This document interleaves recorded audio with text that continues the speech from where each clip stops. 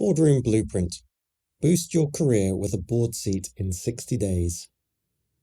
Written by Callum Laing and narrated by me, Callum Laing. Who is Callum Laing?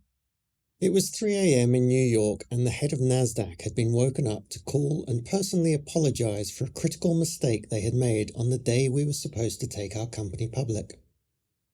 The freshly popped champagne was slowly going warm and flat as the discussion moved from how could this happen to how do we tell the market. The rest of the day was a blur of PR consultants and phone calls with friends, family and investors, mostly investors, wanting to know how this had happened and when could they get their money back out. I didn't have a lot of answers. That was my first day as a grown-up public company board director. Over the next year, we would create more than $250 million in shareholder value as one of the fastest growing small-cap stocks in Europe. We would be attacked by international white-collar criminals and see a lot of that shareholder value destroyed again, before ultimately having to step off the board and rebuild from scratch. Well, not quite from scratch. Lessons were learnt, and over the next few years, I would be involved in more than 100 mergers and acquisitions, most of which ended up in public companies around the world that my team and I had set up and managed. Through that time, I sat on multiple boards, sometimes CEO, sometimes chair, sometimes behind the scenes as an advisor. In these roles, I also got to spend time with multiple other board members, and I started to see that in many cases, boards weren't quite as clever and sophisticated as I had been led to believe. I was certainly not destined to be what you might think of as a traditional board member. In fact, I'm probably still not. I was not academically inclined. A decade or more of school reports could basically be summed up in 5 words. Bright, but lazy and disruptive. What I did have, outside of school, was a work ethic. Presumably from my mother, who had the unenviable task of raising me alone. From paper rounds to car washing to restaurant kitchens and working in retail, and always with a little side hustle to try and make more money. It was probably inevitable that I would end up as an entrepreneur. My first real business venture was a recruitment consultancy in the Netherlands at the height of the dot-com boom. It was good timing and good times until the bubble popped. I would spend the next decade or so starting new businesses, mainly in Asia, hoping to recatch that lightning in a bottle.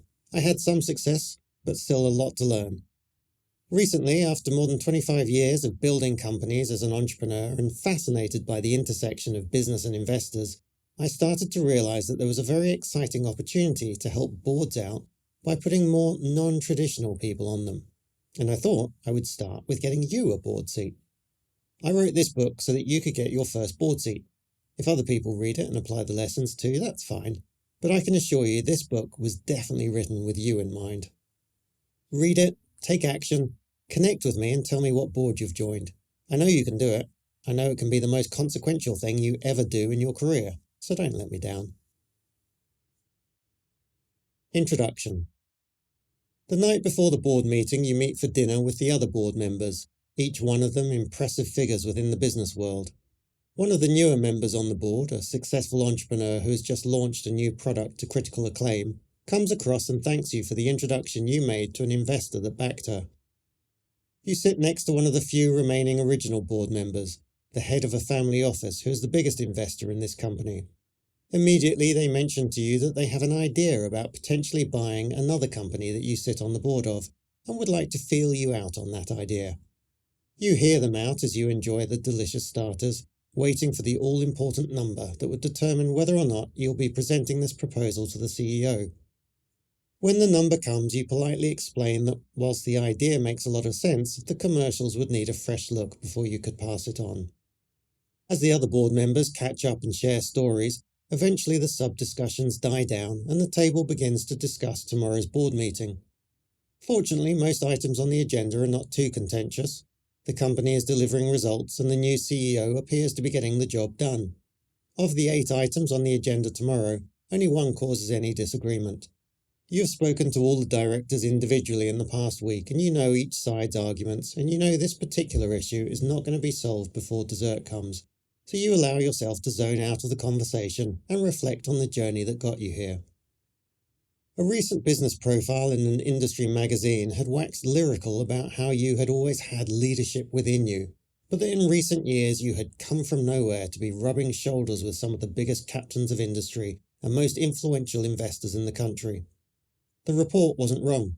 2 years ago, no one, much less yourself, could have imagined that you would be sitting in this situation, helping shape strategies for incredible businesses, meeting and connecting with genuine business titans and being rewarded for your efforts with more money for part-time roles than you were used to being paid for your full-time role.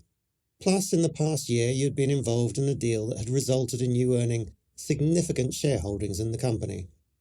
But even that paled in comparison with what you were going to announce to the board later this evening. And it all started with a book. This book. This book is intended to be the blueprint to that destination. It's not a guide to boards. I don't go in depth into the intricacies and best practices of corporate governance. In fact, I'll explain why it's possibly the least valuable knowledge you need in the beginning. This book is purely about the steps that you can take to get your first board seat, and then how you can leverage that to get your next one. Whether you're an employee or an entrepreneur, I believe getting a seat on the board can be a catalyst in your career and fast-track you to success. It is a blueprint that has been used by people in their 20s up to people over 70, people who are minorities, people that are differently abled, and numerous others that believed, usually rightly, that the deck was stacked against them. The one thing they all had in common was the ambition and drive to apply the ideas outlined in this book. This blueprint is not just theory, it's been widely applied across multiple industries and countries. If you have the ambition and are willing to follow these steps, then I am absolutely certain you will find yourself with a well-paid board seat much sooner than you ever expected. In fact, you might be able to finish this book, pick up the phone and secure yourself a board seat immediately, but definitely you could do so within 60 days of finishing this book. Why am I writing this? Well, mostly because I know you were looking for it, but apart from that, I was getting increasingly frustrated with the status quo. Although as a species we've made incredible progress, we've also got ourselves into a bit of a pickle, and there are still quite a few issues that we rather need to sort out. I'm afraid our governments left to their own devices are probably not the ones that are going to do it, and that leaves private enterprise. Fortunately, and probably not surprising for someone who's been starting business ventures since a young age, I tend to believe that entrepreneurs have the best shot at solving problems and increasing the standard of living for everyone, but they can't do it alone. Ambitious entrepreneurs who are successful become small businesses, which become big businesses, and big businesses tend to naturally atrophy. Boards should be there to keep them focused on the important issues and protect the interests of all stakeholders. Are the current lot doing a good job of that? Let's just say there's a lot of room for improvement. There seems to be a lot of protecting self-interest and enriching themselves in the short term instead of making the hard decisions that are needed. More importantly, I think, given the right tools and the right understanding of the job, you and your ideas could be what the next generation of businesses need. My hope is that you will take what you learn in this book and not just get a board seat, you will become a great board member. A board member willing to put the needs of all stakeholders above their own self-interests. And I think if we can have thousands of companies all around the world with great board members on them who are willing to play a bigger game, that can make a huge difference to some of the biggest issues humanity faces. In 2022, I decided to set up a small project to help train people on what problems I was seeing on boards and the opportunities that were coming up. Named Veblen Director Program, the name inspired in part by the US economist Thorsten Veblen, who identified that as price increased, so did perceived value. The program serves members all over the world who harbour the goal of getting a board seat. I'm pleased to say that it's been hugely successful, and I'm not ashamed to admit that I've probably learnt far more from our members than they've learnt from me. Their successes are inspiring, as you will see throughout this book. This book is my attempt to distill all that learning, mine and theirs, into a format so that you too can get the same results. But I do have another reason for wanting to write this book. Full disclosure, you and I currently have aligned self-interests. We both want you to get a board seat with a company. You have your reasons and I have mine. In the last decade, my business partner Jeremy Harbour and our wonderful team have done over 100 small business mergers and acquisitions around the world. Over the next decade, we would like to do many, many more. We've helped many businesses to go public, to acquire their competitors, to scale through acquisition. I would like to think that if you use what you learn in this book to get a board seat, then at some point in the future you might want to reach out and have a chat with me. Who knows what great deals we could put together. As you'll see throughout this book, there's always multiple games to be played once you're on a board, and bringing forward M&A deals is a great way to add value and elevate your position. Now, why are you reading this? I'm not interviewing you for a board seat, so let's be straight with each other. You're not reading this because you're thinking that what you need in your life are more meetings. Consciously or not, you're probably aware that a board seat allows you to create impact. The bigger the board, the bigger the potential impact. A board seat is the ultimate in high-status career fashion accessories. On Instagram, flashing your neon green Lambo might serve you well, but in the business world, announcing a board seat on LinkedIn carries much more weight. This isn't just about a high-status flex. Business is 100% about trust and its inverse correlation with time. Branding has always been about trust. Big brands spend millions of dollars to try and get you to trust them as quickly as possible. They do this by associating their brand with people you already know, like, and trust. I like George Clooney movies. I've spent many hours watching George Clooney movies. There is no way that after spending all this time together, he would lie to me about coffee. This shortens the time it takes for your mind to believe that they will deliver on their promise. And yes, time is money. The faster they can achieve this, the better. It's no different for you in the other direction. Career opportunities will only come to you if people believe you can deliver on the promise. How can they get that belief? Well, you could sit down for a coffee, I hear Nespresso is good, one by one with 1 million people and tell them all about your values, how hard you work, why your family loves you. That would probably work, and no doubt there would be a few people in that million who would have an exciting career opportunity that they could punt your way. Sadly, you wouldn't have time to act on those opportunities because you would already be on to the next coffee and chat. Fortunately, there are other ways. Aligning yourself with something bigger than you instantly infers credibility. Sitting on a board instantly puts you in the top 1% of career-ambitious people on the planet. It is still rare and exotic and infers a level of sophistication and business knowledge that 99% of other people just don't have. Yes, it's cool. Yes, it's the Rolex or Louis Vuitton of the business world. But more importantly, it can save you years of your time as more and more opportunities come to you because you're sitting on a board. In the past couple of years, I've asked hundreds of people why they want a board seat. Some want the extra income, some want prestige and respect, some just want to keep learning, others want to give back, and still others have a cause they believe in and would like to use a board to help further their ideals. You may discover your why changes over time, but it's always a good idea to be clear with yourself about why you're doing this. Like anything in life worth having, it comes with its challenges, but it also can be rewarding in ways you would never have imagined. Now maybe you're reading this with nefarious motives, but in my experience those people with ambition, drive and frustration with the status quo are generally looking to do the right thing. I hope one of the things you'll take from this book is that it's not enough just to get a board seat. The job is to be good, or ideally a great, board member. To do that, you need to operate with integrity and with the principle of uplifting the board, the company, its clients and its customers. This may sound idealist, but I believe you should be an idealist. You will be under immense pressure to focus on short-term profits, and that is not to be ignored, but we owe it to ourselves, we owe it to our kids, to aim for something greater than that. Inspire your other board members to think bigger, to aim bigger. Inspire your executives, your shareholders, your local communities. You can make a difference with your idealism for a better scenario than today. But before we can do any of that, we need to start at the beginning. Whilst I think this book has all the information you need, I'm aware that reading a book can also be a great form of procrastination. What I don't want is for you to get to the end of this book and think, well, that was interesting, maybe I'll start tomorrow. My belief is that if you follow the instructions in this book, within 60 days of finishing it, you should be creating your first board seat. Yes, I said creating, not applying for. You'll see why later. To be honest, if it actually takes you the full 60 days, I'll be very disappointed, but I understand some people have other things on their plates. Throughout this book, I'm going to include some gifts, tools, bits and pieces for you to make sure you have absolutely everything you need and remove all remaining excuses you might have. Sitting on a board can literally create untold riches and opportunities. It elevates the conversations you have, the people you meet, and your potential to create real value and impact. But in order to play the game, you need to understand it. This book is your blueprint. Disclaimer. This book is about getting your first board seat and how you create great value for the board and the company. Your first board seat might not be what you had in mind when you picked up this book. Nothing I can share with you is going to get you your dream board job with Apple or Tesla in the next 30 days, but it is about getting you on the first rung of the boardroom ladder. I've been an entrepreneur for more than 25 years. I've sat on many boards, public and private, and advised on many more.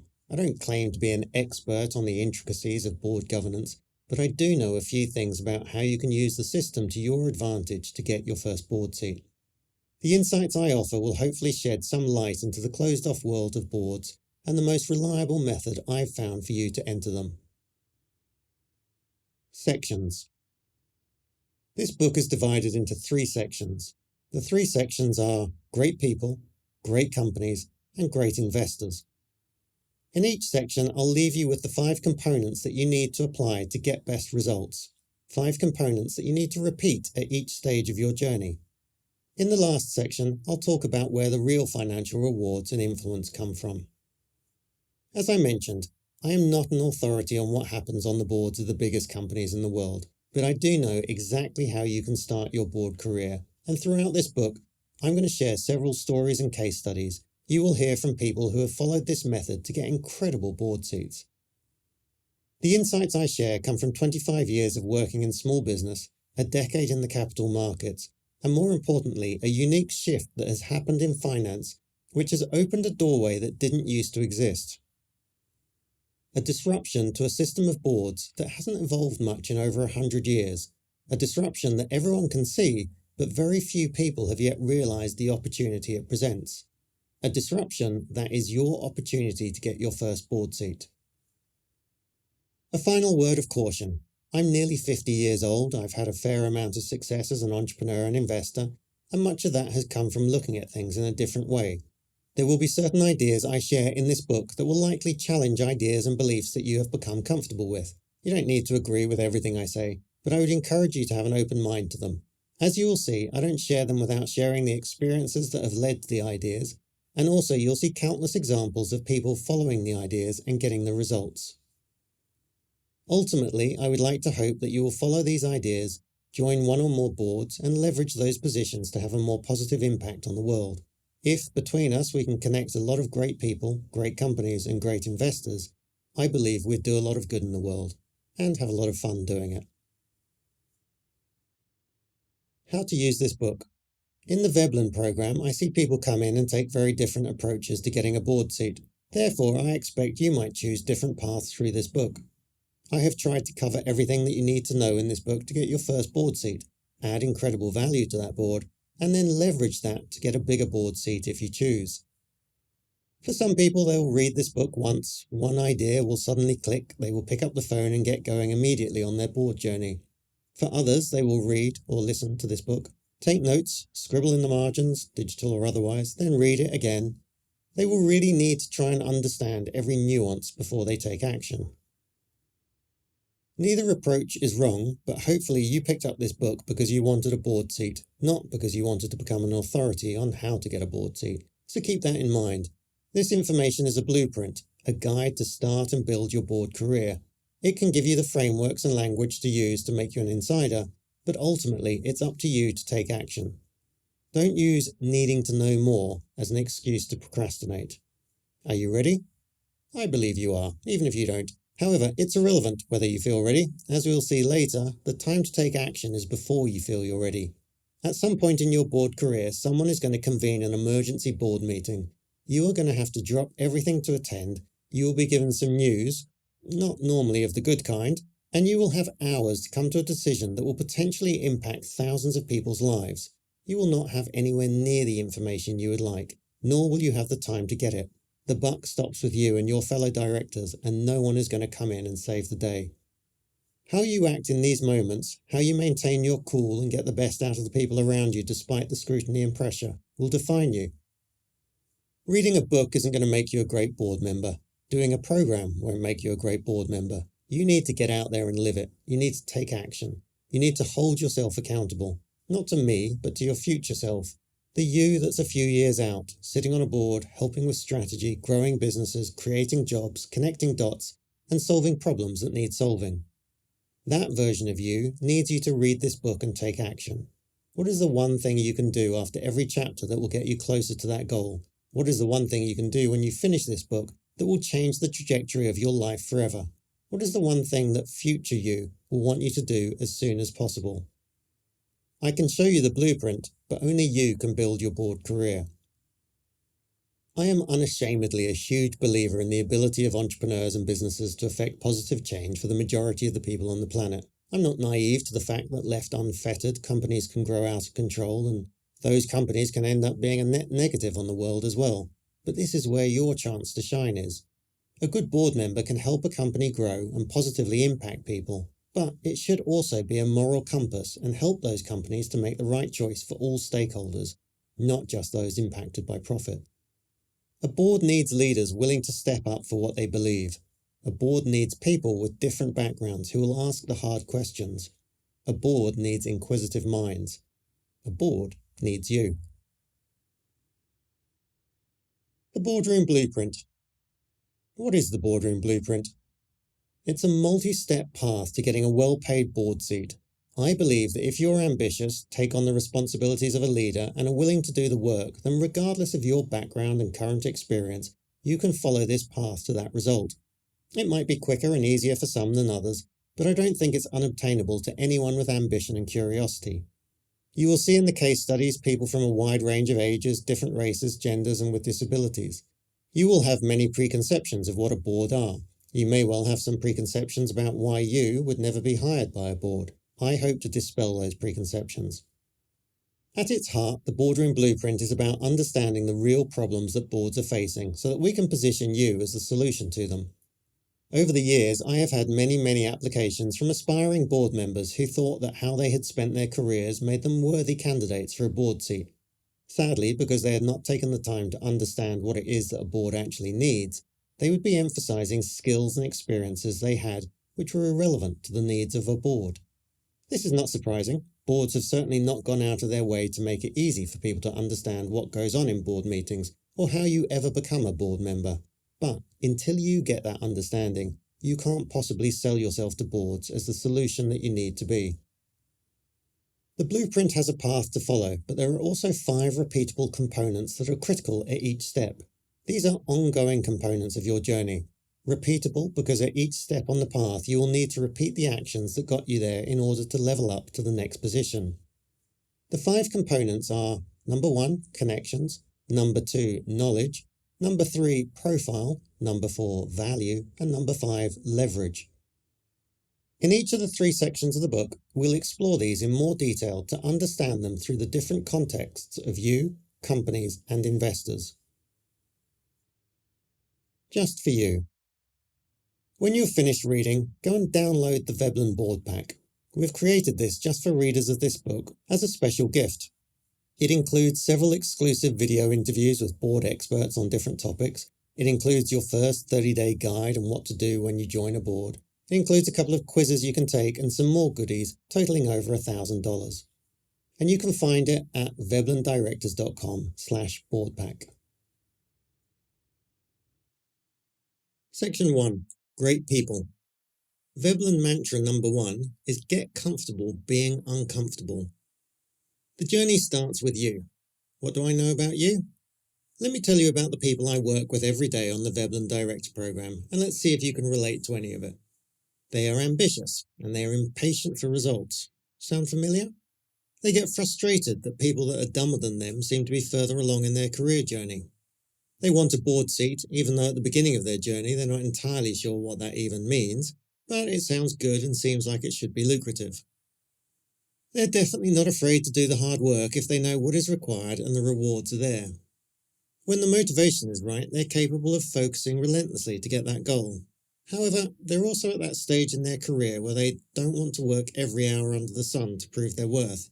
They would rather work smart to leverage what they already know. Is any of this resonating? To certain people, most people in our program looking to get a board seat already appear successful, just as some people already look at you and your career enviously. But our members have more drive and determination in them and still feel like they have a lot more to accomplish. Another trait they all have is a desire to leave a mark, to make an impact, to do some good. And whilst maybe they haven't figured out all the pieces, it feels like a board seat would give them the chance to positively impact more people. If you're nodding along to any of this, then the book is definitely for you. Some chapters of this book might not seem relevant now, but skim through them.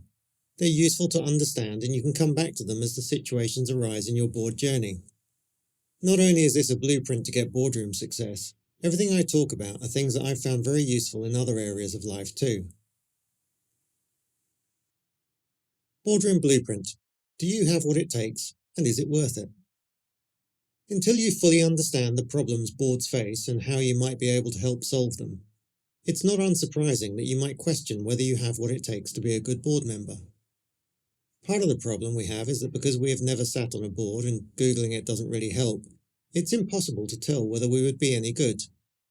The media and academia only ever cover the biggest, most valuable boards, but that is not going to be where our journey starts.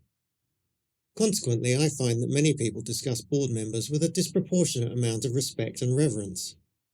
Board members become these almost mythical creatures with untold wealth and wisdom. Alternatively, if you've been on the receiving end of decisions we haven't understood, our impressions of them might be very different. Regardless, as you get on this board ladder and you start to ascend, you will discover that, like in other areas of your life, there are some incredibly talented board members, some that are a bit meh, and plenty that should definitely not be there. Your job is to learn from and work with the best. They should intimidate you and inspire you in equal measure, but that is how you too will eventually join the ranks of great board members.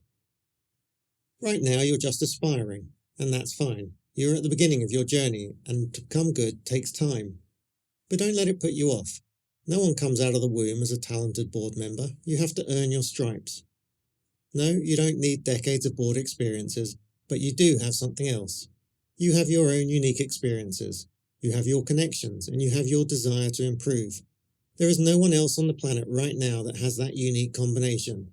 And even if you're not quite sure how yet, that combination will have real value to a company out there once you learn how to package it. The profile component is really where you start to refine your value proposition. The other way of looking at this will become more clear as we look at what companies are actually looking for.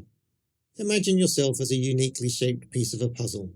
Right now, there is a company out there looking for a puzzle piece to solve a problem they have. Today, you might not be that puzzle piece, but as you learn more about it, you can also shape yourself to be the perfect solution to the problem they have. The danger when you're going through this phase is that it's easy to get distracted by other people's journeys. It's easy to think that others have what it takes and are better than us. But if you're willing to harness it, your inexperience can be more than offset by a willingness to learn and add value. I have had board members who think they know everything, and I have had board members who think they know nothing. In almost every case, it is the ones that think they know nothing but are willing to learn and keen to prove themselves that are the ones that deliver the most value. The ones that think they know everything sadly often lack the self-awareness to understand where they could add real value. This works in your favour. Imposter syndrome. Ever sat in a meeting and thought, whoa, I'm way out of my depth here. I have no idea what they're talking about. It happens to us all from time to time and is commonly referred to as imposter syndrome, the feeling that you don't deserve to be in that position. Periodically, you'll see articles proclaiming the 7 things you need to do to overcome imposter syndrome. But to be honest, I've never really seen the problem with it. Yes, it's uncomfortable. That's how we grow. I started this section with the mantra, get comfortable being uncomfortable. As a leader, you're constantly going to be putting your hand up and taking on more responsibility, even if you don't actually know what to do. That is uncomfortable. You will feel like an imposter. You will feel that not particularly nice feeling. But that feeling is then what drives you to learn what you need to learn so that you no longer feel like an imposter. That feeling is what drives you to become even better. And then you put your hand up and volunteer for even more responsibility, because we're ambitious and gluttons for punishment. But at a certain stage, a funny thing happens. We stop dreading that feeling and start looking forward to it. We stop avoiding it and start seeking it out. At the end of this section, I will explain where I learnt the importance of this mantra. But for now, you just need to know that being willing to embrace this feeling will already separate you from 99.9% of your competitors for board seats. Great People is the first section of this book for a reason. It is the first pillar of the Veblen community too. If you don't aspire to be great, then you should probably put this book down now. It's easy to find fault in others, it's easy to see what they could be doing better.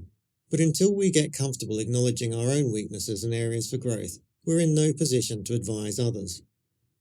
Being great people is a never-ending work in progress. It's a personal development journey that is uncomfortable, that pushes us into situations that make us uncomfortable, that forces us to take responsibility for things we would rather not. But yet no one that we consider successful has ever got there without being willing to do the hard work. Being a great board member always means that you will be a not great board member first, and that's not fun, but it's a journey that stretches you, starts to feel comfortable, and then stretches you again. If you're willing, the next sections of this book will show you what you need to do. Finally, although the book is divided into 3 sections, without the first section, the other 2 sections are redundant. Everything starts with you. We can look at boards and say that they are exclusive and it's unfair, but we cannot change that which we can't control. All we have control over is ourselves. As the old master Jim Rohn used to say, don't wish the world was easier, wish you were better.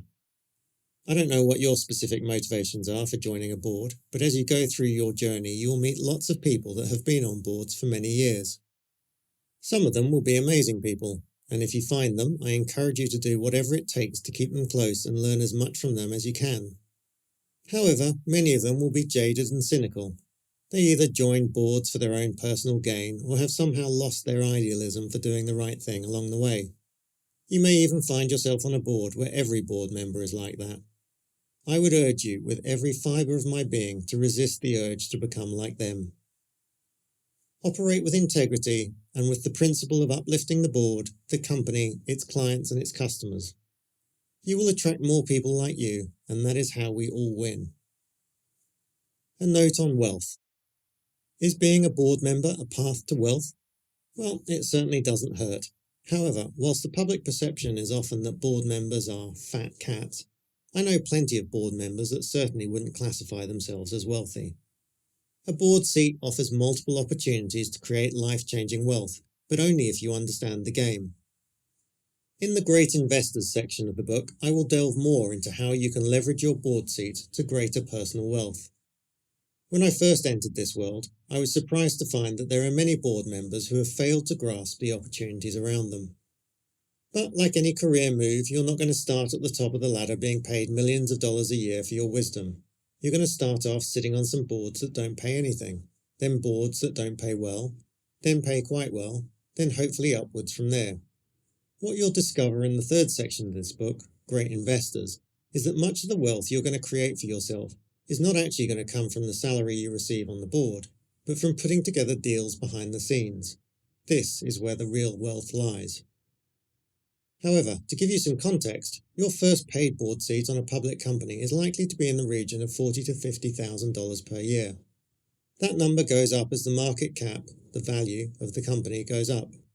Directors of top PLCs can be earning 10 times that for this part-time role. It's possible that, like some of the individuals I'll introduce you to in this book, that you will take 1 or 2 ideas, pick up the phone and get yourself a paid board seat. But it's unlikely. Like most of us, you'll need to work your way up to it through a series of unpaid roles. This is the price we need to pay to show we are serious about the role and we understand the responsibilities. But don't worry, this doesn't need to be years. When you have focus and the right frameworks, you can move from free to paid within months, as you'll see in the case studies. Timeframes.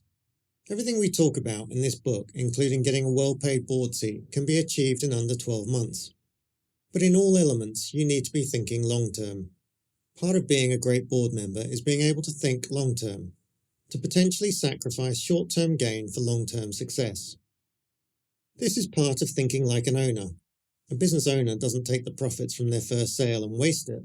They reinvest in the business and double down on making more sales. It is difficult to prepare yourself for a lifetime of success if you're fixated on short-term gains today. That is true for wealth, for board seats, and even for the relationships you build over the next 12 months. They all can serve you well for the rest of your life, if you're willing to approach them with a long-term mindset. Act accordingly. The Veblen 5-component methodology. There are 5 components that you need to be thinking about at all times. They are not sequential, and they are not things you can tick off. They are an ongoing process that is critical to your success. And every time you reach a board-related goal, it's time to go back through these components again. The 5 components are: number 1, connections; number 2, knowledge; number 3, profile; number 4, value; and number 5, leverage. An easy way to remember this is by the handy acronym SICAPV. Sorry, I spent hours with the thesaurus and I still couldn't come up with anything better. But if you really want, you could try this handy mnemonic. Number 1, Callum; number 2, knowingly; number 3, promises; number 4, virtuous; and number 5, lifestyle. Okay, maybe not. Just keep this book handy. We will revisit these at the end of each section to show how you can use them to get results. Advise, apprentice, achieve, and awareness. The blueprint. We have already identified that boards are exclusive, and hopefully we're starting to believe that with the right motivation and some help with understanding their needs, we might be a good fit. But now we somehow need to move from the outside to the inside of this exclusive community. The problem is, when you're on the outside, it is very difficult to truly understand what is going on. You don't have all the information or even the language you need, and you don't get the insight that insiders do. It is ultimately that insight which makes you valuable, but you don't get inside because you have insight. The insight comes when you're on the inside. Catch-22? We need to show that we can be responsible and that ultimately we are worth the big bucks. The approach we teach at Veblen that works incredibly well is that we start by joining, or better still creating, an advisory board for a startup or other small business. We then leverage our experience there to join, or better still create, an apprentice board for a small public listco. From there we create so much value that we can leverage it into a public listed company non-executive director role. And from there we can focus on building the market cap of the company, which in turn elevates our own position, or simply use it as a springboard to join a bigger company board. First advise, then apprentice, then achieve. Advising is by definition contributing your knowledge. Apprenticeship is a return to cultivating your learning, and achieve should be a balanced contribution and cultivation through your experience and connections. Awareness is the final stage and comes from understanding all the games that are being played and how you contribute to them, and at that point, you may discover the ultimate irony of board seats. Advisory board. Our first step then on this journey is to get ourselves an advisory board seat. To understand this better, let me explain it from the point of view of a business owner. My first business I set up with my business partner in the Netherlands. My second business I set up in Thailand, where I knew no one. At first it was exhilarating. I had no boss, no business partner, no investors. I had no one to report to but myself. I was finally my own boss. And I quickly learnt that I wasn't a very good one. I was rubbish at setting priorities, and even when I didn't listen to myself. As an entrepreneur, you have a million things to do. If you don't have a clear focus, it is impossible to move forward. I realised that exhilarating freedom was killing me. I was spinning my wheels and not going anywhere. I didn't really have a good understanding of boards at that point, but I did know that I desperately needed some accountability in my little business. Almost by accident, I started building myself an advisory board. With the naivety and confidence of youth, I would just approach successful business owners and ask if I could buy them lunch on a regular basis. Knowing that I was going to be meeting them in a week's time would force me to take actions and try and get results, so that I could present to them over lunch about how dynamic and resourceful I was, and hopefully have something intelligent to ask my slightly bewildered advisors. Although I was often too stubborn or stupid to take all the advice I was given, enough of it got through that I began to make progress. Today, the most valuable people in my network are those I go to for advice about my businesses. So why would you be an advisor? Several reasons, but the first is that it's an easy first step that can deliver to you multiple rewards. As you'll see later, the bigger the company, the more they have to lose, the more they will resist making decisions that might go wrong. And hiring you today could be a costly mistake for them. A small business will often be open to adding an advisory board. Why wouldn't they? It's basically free wisdom and resources. Wait, what? Free? I thought this was supposed to be a path to wealth. Although it's free for the company and you are not getting paid in cash, you will receive something far more valuable. An advisory board typically starts as an unpaid position, and whilst we'll touch on how you can quickly turn it into a lucrative position, even if you can't monetize it immediately, you will still make significant progress in the 5 Veblen components of connections, knowledge, profile, value, and leverage. More importantly, it will give you the credibility you need to begin your board journey in earnest. One of the free tests that we offer members of our community is the board-to-board quiz to see whether you have what it takes to join a board. You can find the link at the end of the book in the board pack. Here are some interesting statistics to consider from several thousand people that have already completed it. 1 in 5 people believe that if they just work hard and keep their head down, they will eventually get a board seat. Maybe they're right, but that seems like a big risk to take with the few short years we have on our journey around the sun. Career design always wins over just career desire. 4% of people who took the test believe that they should not have to learn anything new to join a board, that the board should take them as they are. I still find this hard to believe, but given you're still reading, you clearly see the value in learning, and on the plus side, that is 4% less competitors for board seats. And another 19%, whilst willing to learn new things, would only do so if they were paid for it. Are you one of these? There are a lot of respected voices out there who say you should never do anything for free as it devalues your time. I often wonder if they would give the same advice to a kid training to be an Olympian or an aspiring movie star taking bit parts in theatre production. I would be wary of drawing too many conclusions from a few thousand people filling in an online quiz. But on the plus side, if you acknowledge you don't know everything yet and you're willing to do the work and do the learning before asking for compensation, you are already ahead of 20% of your competitors. And don't discount the credibility that comes with sitting on your first board, even if it is just an advisory. Maybe you've sat on one before, or maybe you've never even sat on the committee before. People that join Veblen program come to us at all different stages in their journeys. Some are young and hungry, but with limited leadership experience. Others have been directors of their own companies for decades, but have never sat on another board. Still others currently sit on multiple boards, but would like to get more compensation for it, or just learn how to do it better. For all, and for you, I encourage the same path. Your dream board seat might be on a big multinational that everyone recognises the name of, but that is not going to be where you start. You need to learn the ropes, and just because you've sat on a board in the past doesn't necessarily mean you know how to be a valuable board member.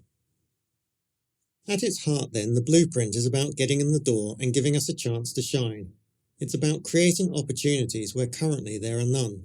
It's about forming a new path, not following what everyone else thinks you should do. We also want results quickly, and that means taking action and going for opportunities with people that can make decisions quickly. The bigger the company, the more the existing directors are concerned about doing the wrong thing. If they were to hire you to join their board today, it would be a considerable risk for them. They would need to pay you, they would need to give you a vote, and if you don't work out and they need to fire you, it's not only expensive to do so, it makes them look incompetent in the eyes of the market. So we don't start our journey looking for positions in big companies. We want to start with small advisory positions. Landing your first advisory seat and owning the role. There are 2 options here. The first is to join an existing advisory board.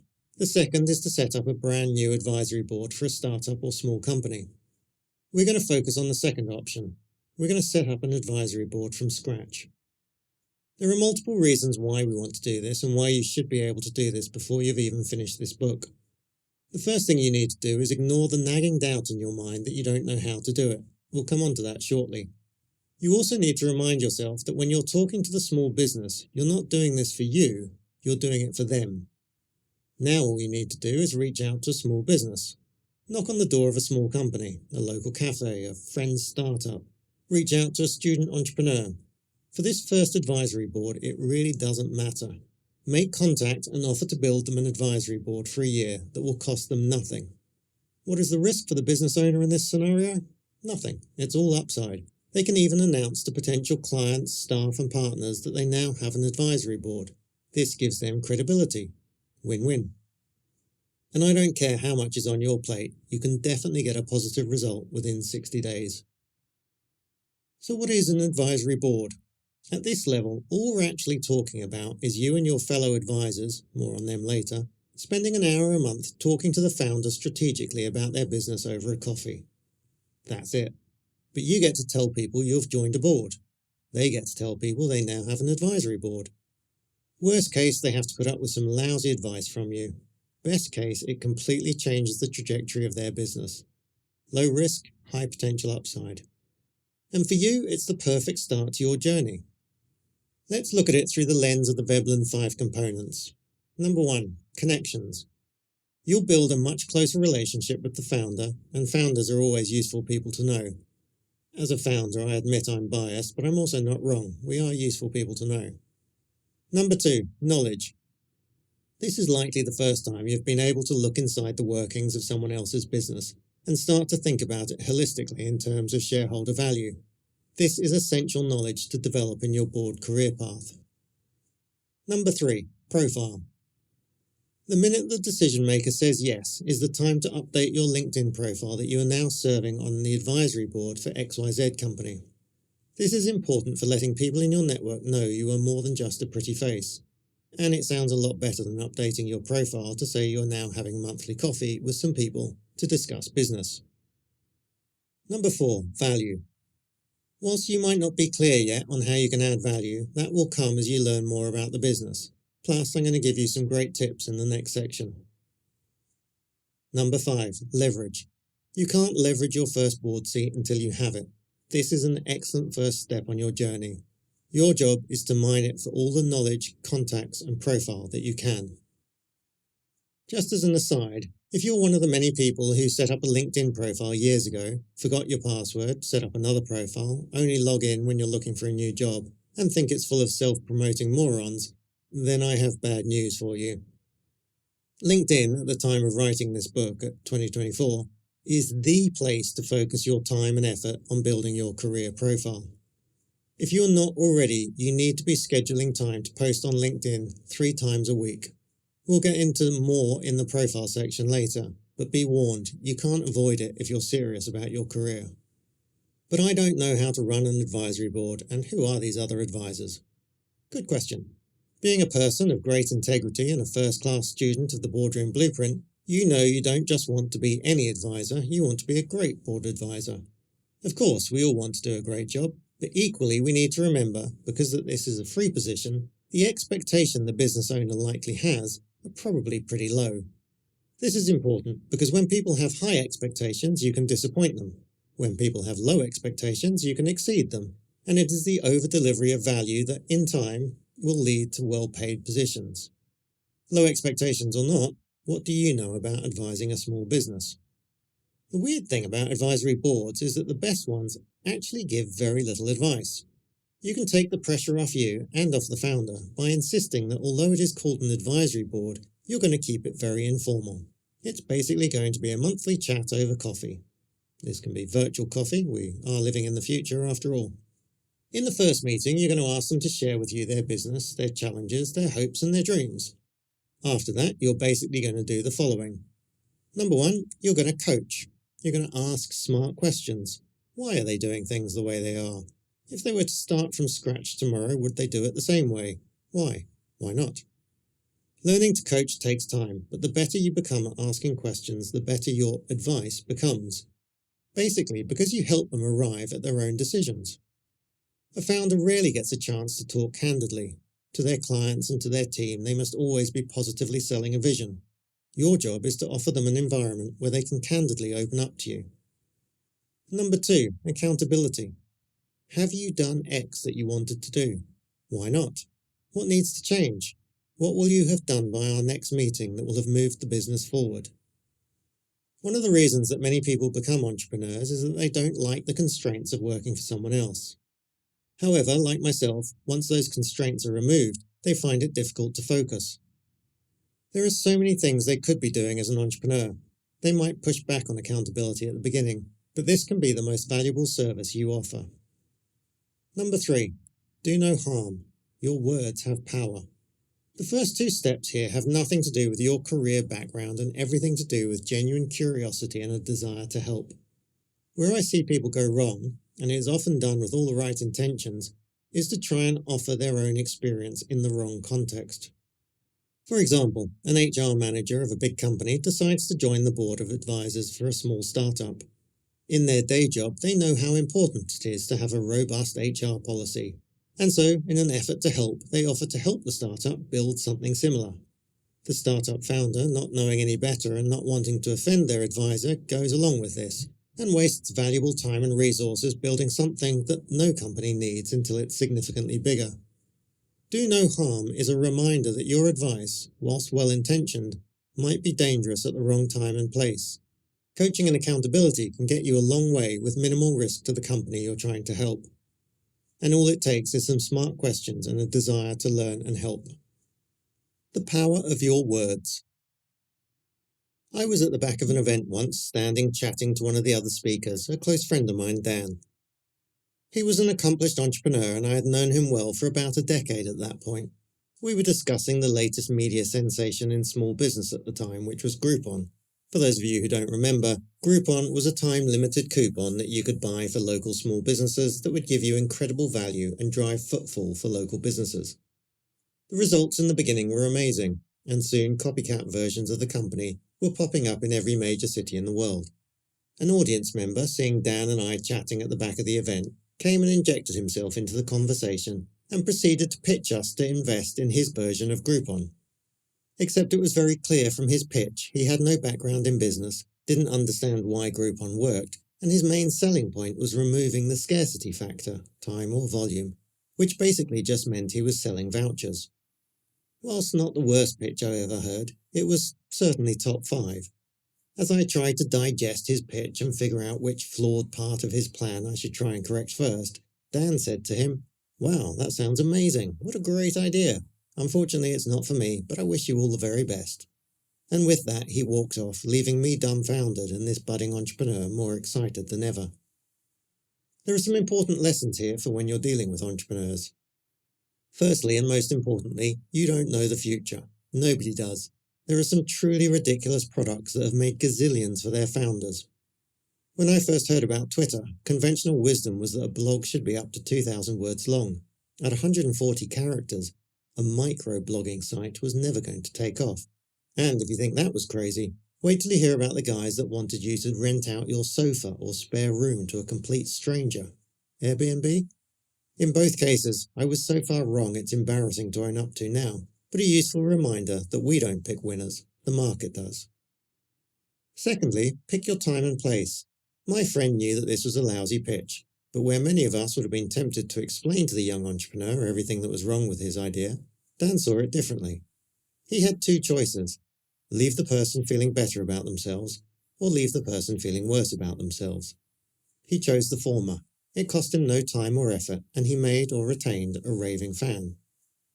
Now I know Dan well, and I know that at a different time in a different environment, he would have been more than happy to share the areas of the model that would need some work, and why. But he had the foresight to know that on the floor at the back of an event was not it. It's very tempting to show how clever we are by tearing down ideas. It's more clever to understand the right time, place, and impact our words can have. When you sit on a board, in whatever capacity, your words carry more weight than they did before. Be wary of how you use them. Another example of this I have seen a lot of is a board member making an off-the-cuff remark, which can cause unintended ripples. In one example, a board director made a comment just as a board meeting wrapped up about wanting to see some market analysis to one of the executives. I then watched as this small company almost ground to a halt, pulling resources off much more important projects to try and guess what exactly this board member wanted and how they could provide it. Ultimately, hundreds of hours went into producing a report that the board member in question read the headline of and then discarded, because it wasn't actually that important and was nothing more than a nice to have. Yes, the executives should have pushed back and got greater clarity, but equally they shouldn't have had to if the board member was aware of the power their words carried. Don't be that board member. Going back to those first 2 points, which are basically around asking questions, is why I mentioned earlier that someone inexperienced but keen to learn can actually add way more value on a board than someone who already thinks they know everything. But what if the founder asks me a question I don't know? Sitting on the board of advisors doesn't mean you need to know all the answers. In fact, as a board member of any company, one of the most valuable ways you can contribute is not what you know, but who you know. If you can introduce the company to potential clients, new staff members, journalists, partners, or investors, that one introduction can be worth more than anything else you could possibly contribute. When it comes to answering questions you don't know, it's perfectly valid to say, I don't know, but you keep running the business and I'll ask around for you. Here's an important distinction to bear in mind if you start to question whether you lack qualifications for a board seat. Companies don't need board members. They don't need qualifications and MBAs, they don't need engineers or HR professionals, and they don't need you. What they need are results, solutions to problems. Your job is to position yourself as someone that can solve a problem for them. As long as you deliver a result, it really doesn't matter how you got there or who you got to assist you. There is a reason connections is the first of the 5 Veblen components. Even Google and PricewaterhouseCoopers have dropped their requirement for job candidates to have degrees because they learned that there was zero correlation between qualifications and results on the job. You have a singular background that has brought you to this place, a completely unique way of looking at the world based on your own individual experiences, and a chance to help businesses with your genuine hunger and desire to do so. Much of your experience you'll take for granted. For example, the city or country you live in might seem pretty unremarkable to you because everyone you know there also has that background. But to a company on the other side of the world looking to expand internationally, you will have a unique set of experiences and backgrounds about that country that could be hugely valuable. Forget what you don't have, focus on what you do have, and understand the problems of your target client as well as they do. If you can articulate their problems and how you solve them, everything else becomes irrelevant. Your accountability. As mentioned above, one of the most valuable services you can offer as a board member, whether it's advisory to a startup or on the board of a big corporation, is accountability, holding executives accountable. You said you were going to do this by this date. Has it happened? Why? Why not? What have you learned? Some people really struggle with this. If this feels confrontational to you, it's time to grow up and become the leader we need. Accountability is critical in the development of individuals and of companies. It can be done in a supportive or an unsupportive way.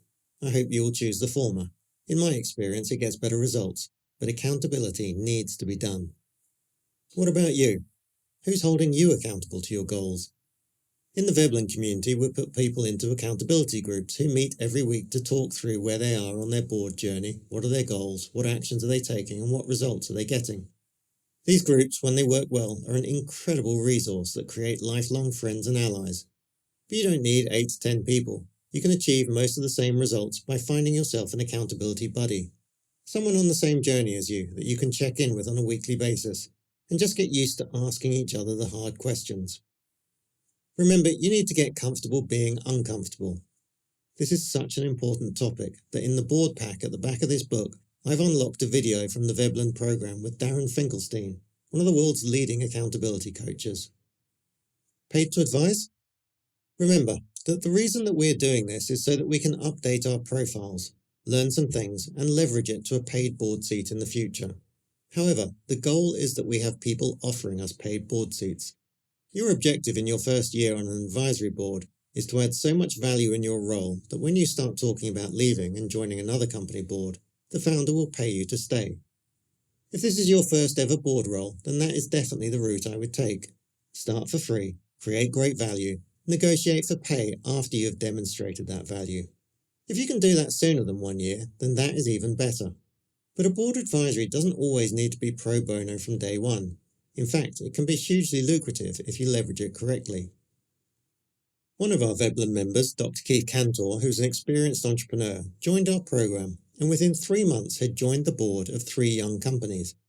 In fact, he very nearly didn't join the program. After watching one of our webinars, he was worried he was too old. I would share his age, but it's irrelevant, just as the excuses you have in your head are. We're both very glad he decided to join.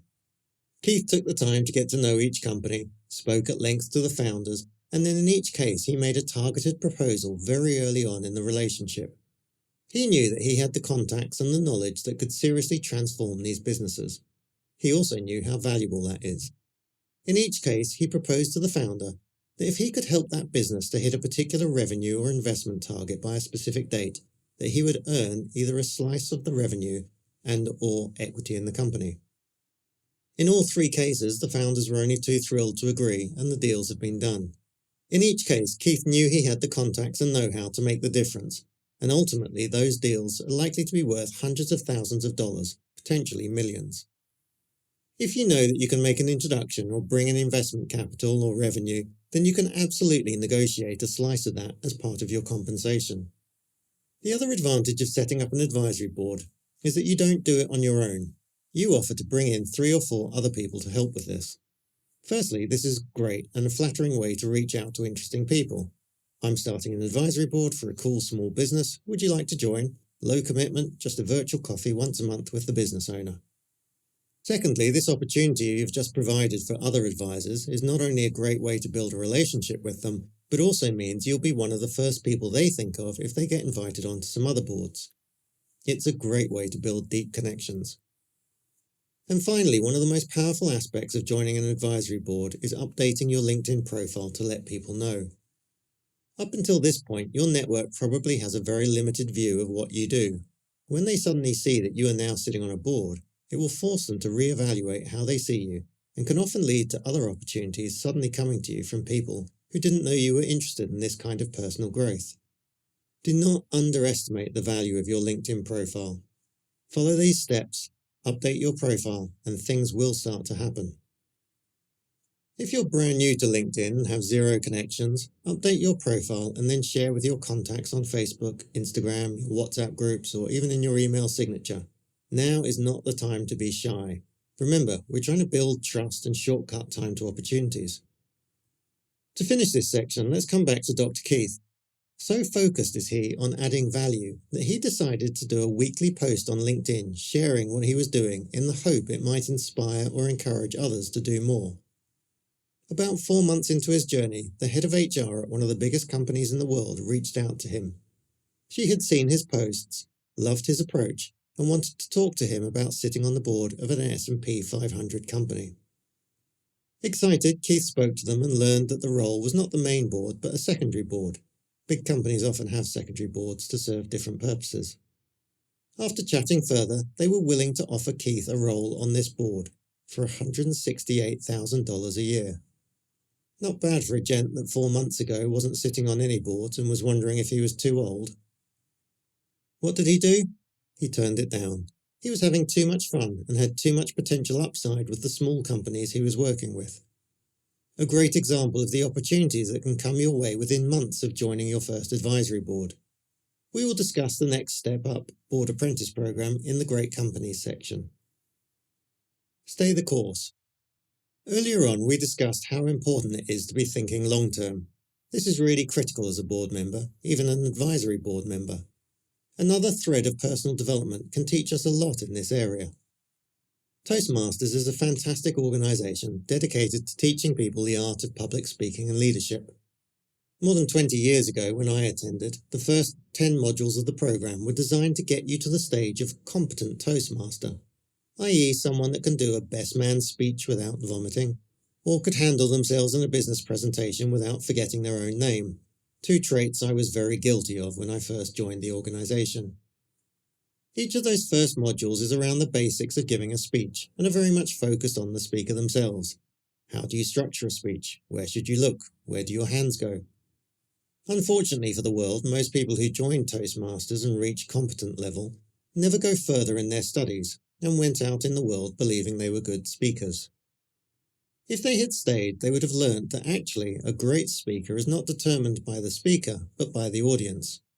Who are you speaking to? What is their objective? What do you want them to feel? What action would you like them to take? Hence, you and I are subjected to many tedious business presentations by individuals more interested in trying to show us how clever they are than by actually understanding and trying to help us. Sadly, I've noticed a version of this with a very small percentage of people looking to become board members too, and I urge you not to follow the same path. As you'll see, by following the first 3 components outlined in this book, connections, knowledge and profile, it's relatively easy to secure your first board seat, potentially several, potentially quite lucrative ones. You may at that point think, job done, I'm a board member. But the world doesn't need more bad board members. We have plenty. What the world needs is good, action-orientated board members with a moral compass and an understanding of stakeholder needs. This only happens when you understand value.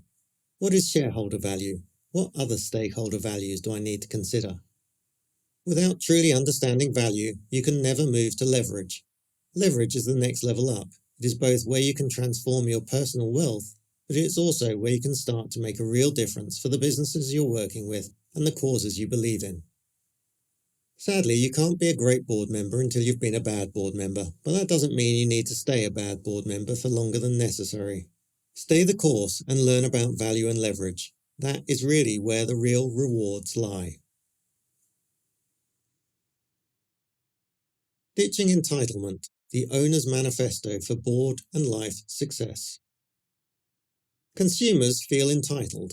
When their favourite show finishes, when their favourite product changes, there is outrage and the company is blamed.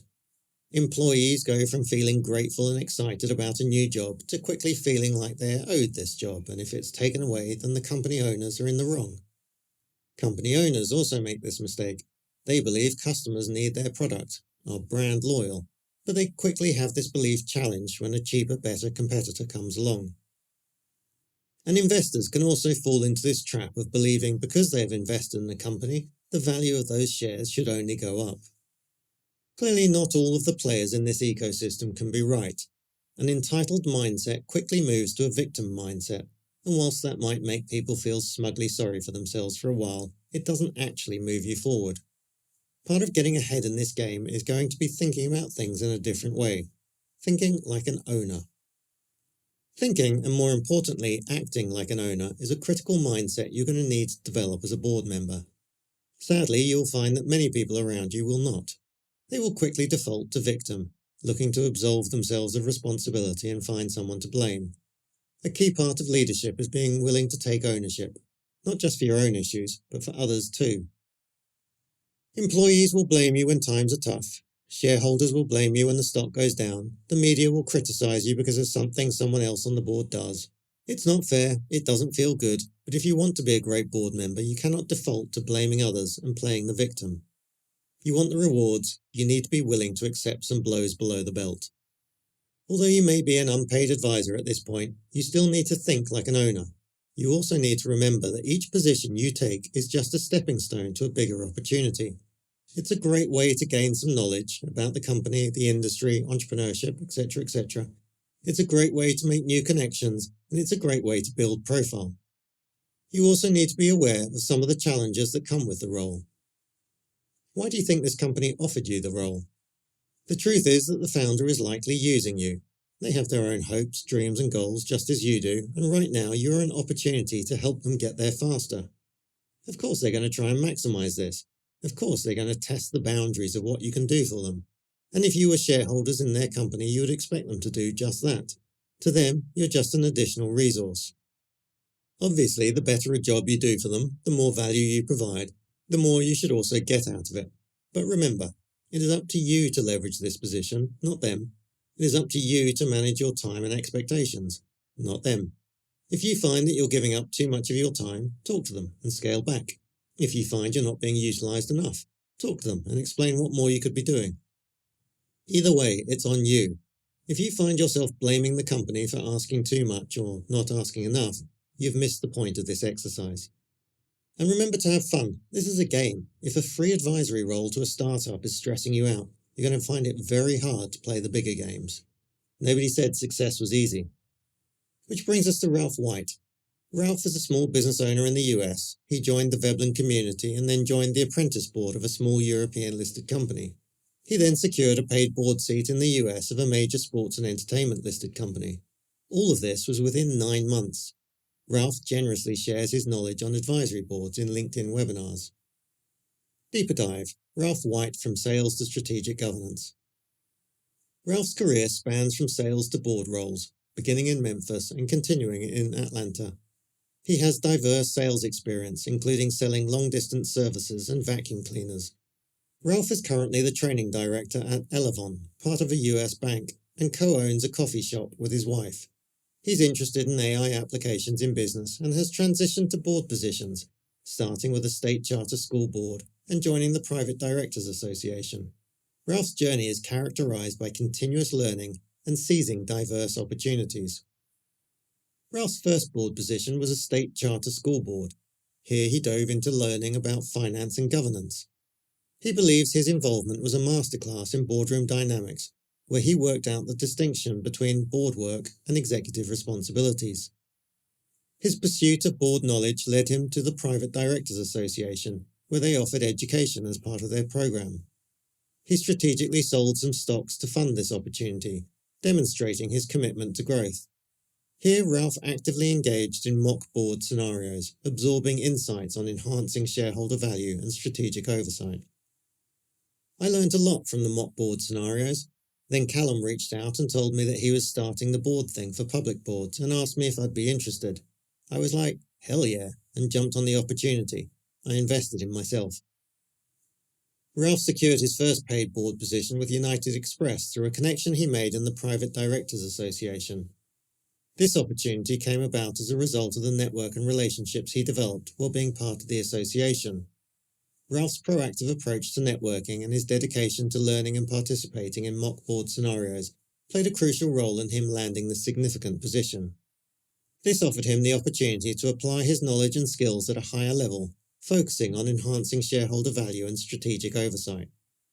There's a good rule of thumb for a board member: noses in, fingers out. We know what's going on, but we don't touch. I live by that mantra. Ralph is keen to point out that people make the mistake of thinking that all boards want is a bunch of CEOs. If you only have past CEOs on your board, you only get one type of point of view. You really want diversity of thought. You need the person who worked in tech, somebody who was in sales or marketing. You want a lot of different views. You need to be that diversity of thought.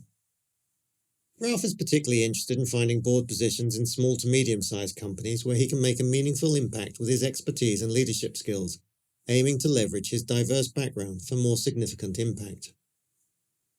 Great people starts with you. We started this section with Veblen mantra number 1, get comfortable being uncomfortable, and I want to share with you where I learnt this from. Arguably the greatest rugby player of all time is the former All Blacks, that's the New Zealand rugby team, captain Richie McCaw. He learnt early on that most of being a great rugby player is being uncomfortable. Training when it's still dark, cold and wet and you'd rather be in bed, getting up again when you've been knocked down, tackling when you're injured, inspiring others when you can barely inspire yourself. At a young age, he made the decision to go out of his way to put himself in uncomfortable situations on the rugby field in practice, so that when it came to real games, he would be comfortable being uncomfortable. Richie McCaw decided at an early age that he didn't just want to be an All Black, the greatest honour any Kiwi can have. He wanted to be a GAB, a Great All Black, and that would take even more dedication and an even bigger commitment to getting comfortable being uncomfortable. Although now retired, Richie holds the record for the most international rugby games won, a staggering 131, and he was captain for 110 of those. We don't want you to just be a board member. We want you to be a GBM, a great board member. Fortunately, being a GBM doesn't mean playing a rugby cup final with a broken bone in your foot, or tackling a Welsh international when you've got a broken rib, but you are going to have to do some things that you might not currently be comfortable with. To get the role you deserve, you're going to have to reach out and have conversations with people way more experienced than you. It can be uncomfortable connecting with strangers, and it can be frustrating when our plans don't always work. Once you've done it a few times, though, you realise it's not that uncomfortable, and it is the thing that will propel you forward the fastest. And when you've got the board role you dream of, you are going to have very uncomfortable conversations with investors and/or executives. It's uncomfortable telling someone that they've lost their investment, or that they're going to lose their jobs. It never gets easy, but it does get easier, and you get better as we do it more often.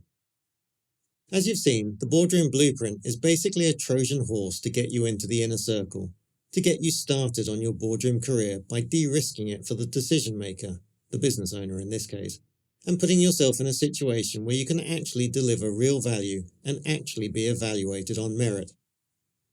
We started with great people because this all comes down to you and the actions you take, being willing to try some things you've never tried before, to have some uncomfortable conversations, and to take ownership for the decisions that have led you to where you are today.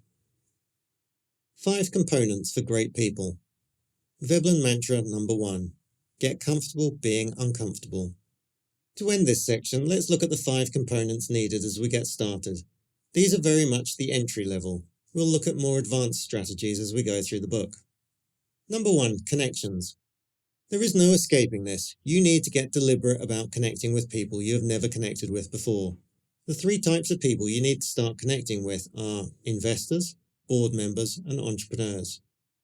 If you've never deliberately set out to build a network beyond your friends and work colleagues, this might seem outside of your comfort zone. But in today's world, you can build incredible networks just through social media. The key is to figure out how you can add value to those individuals.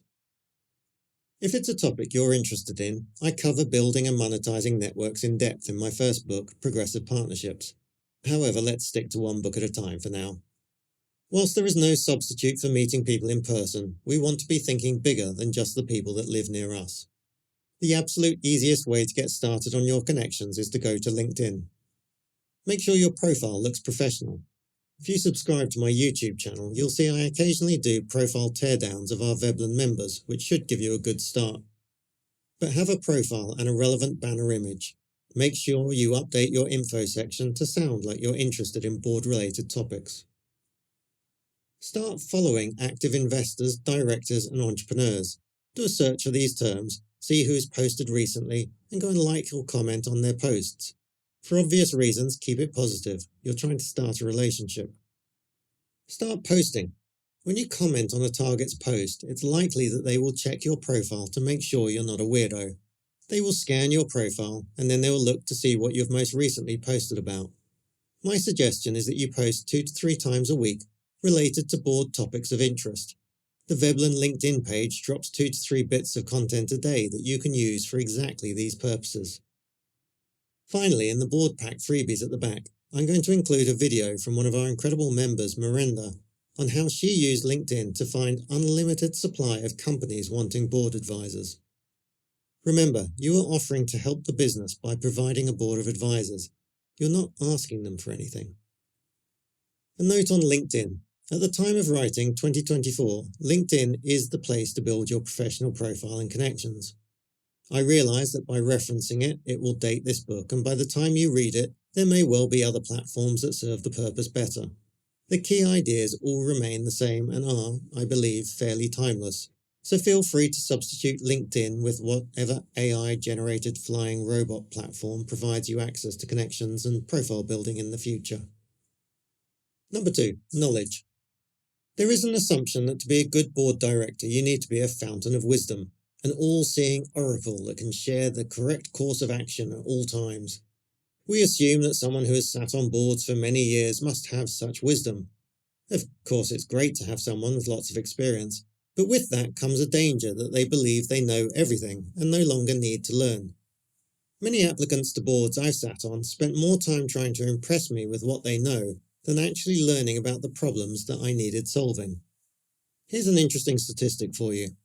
50% of all public listings worldwide list and then the share price goes backwards and never again reaches its listing price. That means that 50% of publicly listed directors have overseen the destruction of shareholder value, not the expansion of it. Technically speaking, if you have not destroyed any shareholder value, you're already ahead of 50% of directors that do have PLC experience. I'm being a little facetious to make a point. Don't be intimidated by your lack of knowledge. It will come. Rather than give you a big list of things to learn, the first thing to focus on are getting comfortable with the language of business. You don't need to be an expert in these things, but understanding shareholder versus client value, which I cover later, and then how to read a balance sheet and P&L are a good first step. The easiest thing to do, especially when combined with the above, is to make sure you're checking out the top business stories each day. If you can find a boardroom-related angle, not just to share it, but to comment on it, you will be learning and building your profile too. Number 3. Profile. In connections, we're actively reaching out to people. In profile, we're making it easier for people to reach out to us. If connections is going fishing with a single line, profile is like fishing with a net. The more you can build your profile, as long as your branding is clear and related to boards, business and investment, the more opportunities you will attract. In the next section, we'll look at ways you can start to grow your profile. But for now, just follow the steps above to make sure your LinkedIn is on point. If you're struggling to figure out what your personal brand should look like, especially if you already have a brand or reputation in a different area, the idea is not to ignore everything that you've built up, but instead combine what you've got with where you're going. So for example, if you've spent 10 years as a kindergarten teacher, you might head your LinkedIn profile with the brand statement that you are fascinated by the intersection of education and boardroom strategy. Vicky Sylvester, who you'll meet in the Great Investors chapter, started her career in nursing and has gone on to become a board member. Her LinkedIn profile says, working with a fantastic team of small and medium-sized businesses in education and health, improving social and environmental value and having a positive impact.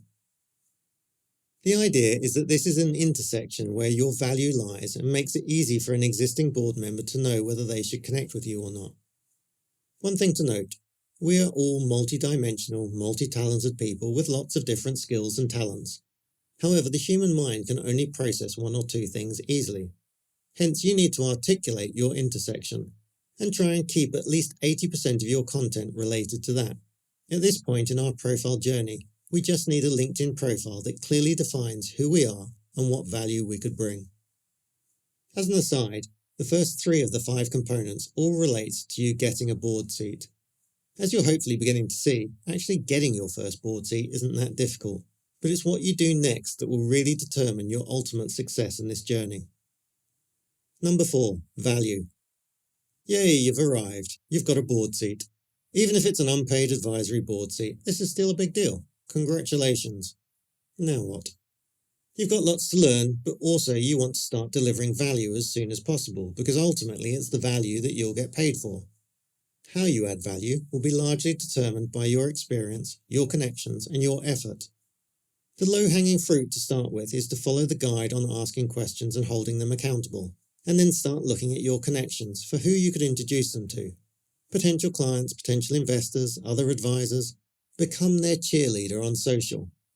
Not only is this great for them, it shows other companies that you would also likely do that for them if they were to offer you a board seat.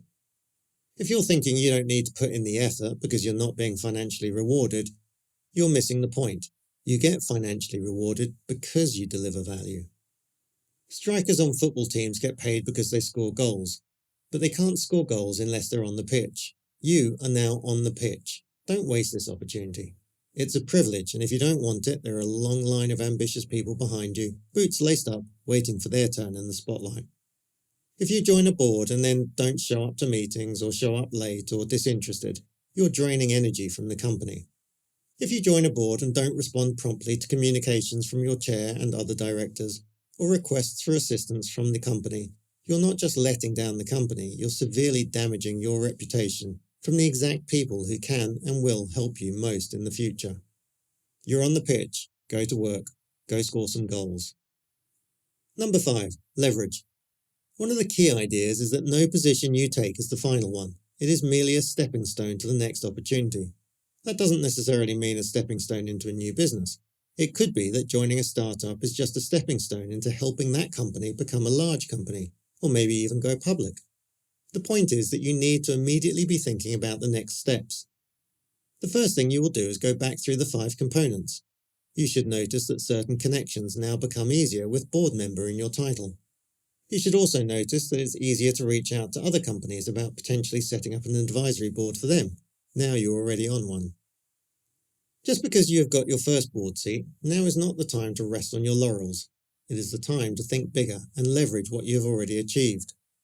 Hopefully you will have also created lots of value for the founder of the company you're sitting on.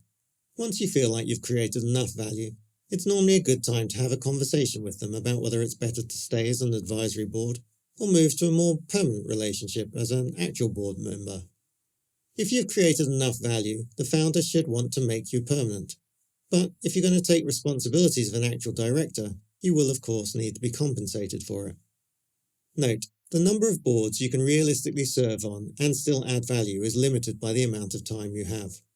Whilst some people are happy to spread themselves thin, in my experience 5 is the absolute maximum number you can commit to, and 3 is probably enough for most of us. I would rather have 3 well-paying seats that I'm fully committed to than 5 or more that I'm not really able to contribute fully to. Great companies. Veblen mantra number 2. Don't apply for board positions, create them. Unless we decide to spend the rest of our lives supporting startups, ultimately we will want to start moving up the food chain and working with bigger companies. Bigger companies mean bigger opportunities, impacts, resources, and rewards. So we probably need to learn a bit about them. A bigger company is anything bigger than the company whose board you are currently serving on. There are many rungs on the ladder before we end up on the board of a giant company. You can do medium or large, you can do private or public. You'll find that a surprisingly high number of large private companies don't even have a board, so you can use the same methodology as we discussed in the first section to create a board for them. Once you get into the realms of public companies, though, you will find that they all have existing boards, so we need to look at different strategies. In the interest of not repeating myself, let's assume that you are ready to start looking at a small public company. Why the board wants you and problems you'll solve. The truth is, they probably don't want you. Companies, like people, are mostly happy with the status quo. Therefore, you either need to present an incredibly compelling proposition that they can't possibly say no to, we'll get onto this in the investor section, or make it so easy and risk-free for them that again, their only answer can be yes, or preferably both. When we were looking at advisory boards, I said that there were 2 options: join an existing board or create a new one. But how do you create a new one if they already have a board? Let's first look at why I'm so against applying for existing board seats. It's probably because I'm a business owner and have hired hundreds and hundreds of people over the years. I just don't think traditional job applications are particularly fit for purpose. Applying for a job, you're basically lining yourself up in a beauty parade where you don't know what the judges are looking for. The odds are mostly stacked against you.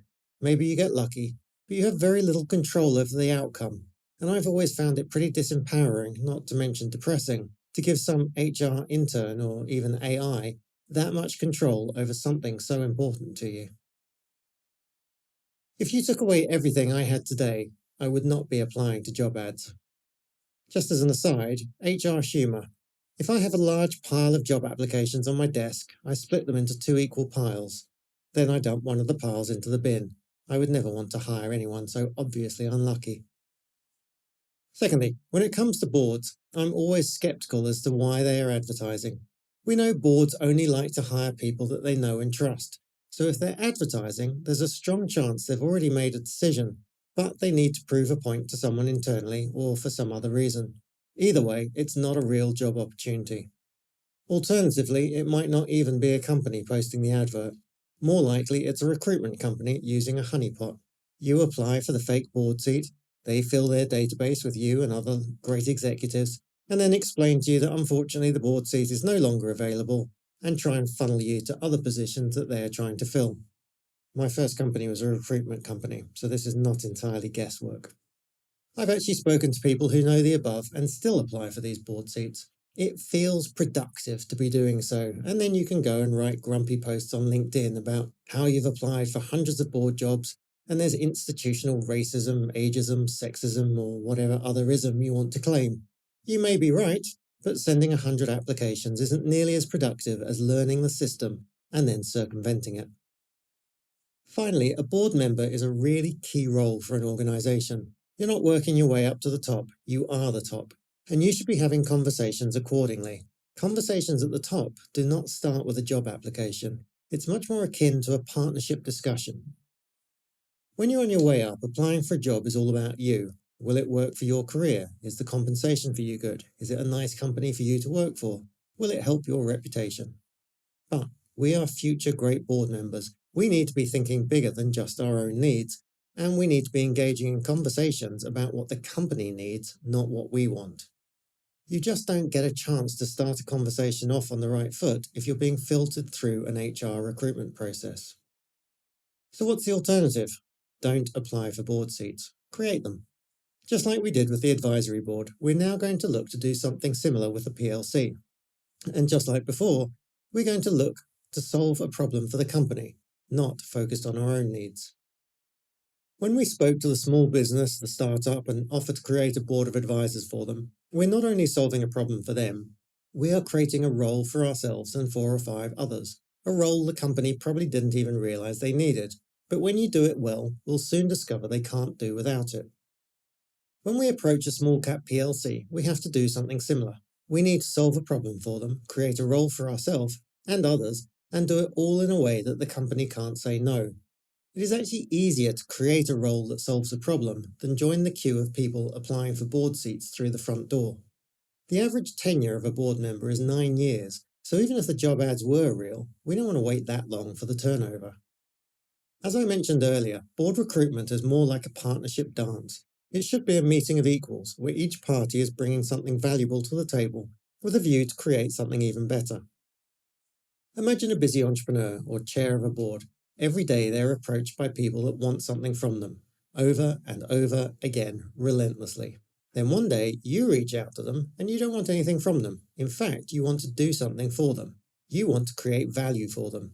You articulate the problems that they are facing, acknowledge that they don't have the time or resources to solve this problem themselves, and then you offer to do it for them, at no cost. And if they don't say yes, you're more than happy to offer the same opportunity to their competitor. Who do you think they would rather talk to, you or the person who keeps asking for something? But what is it that PLCs want? They already have a board. What problems are you solving? Of course, every company has different problems. Sadly, none of those problems is a burning desire to enhance your career. So how do you position yourself as the solution to their problems? Well, there is one near constant amongst 99% of the companies in the world, and especially with PLCs. As you'll see in the next section on investors, if you had enough money, you could buy yourself onto the board of almost any company in the world, because ultimately all companies have a price, which means that even if a company is not actively fundraising, there's a strong chance that they are interested in investors. For a startup company, an investor can give them much needed capital for growth.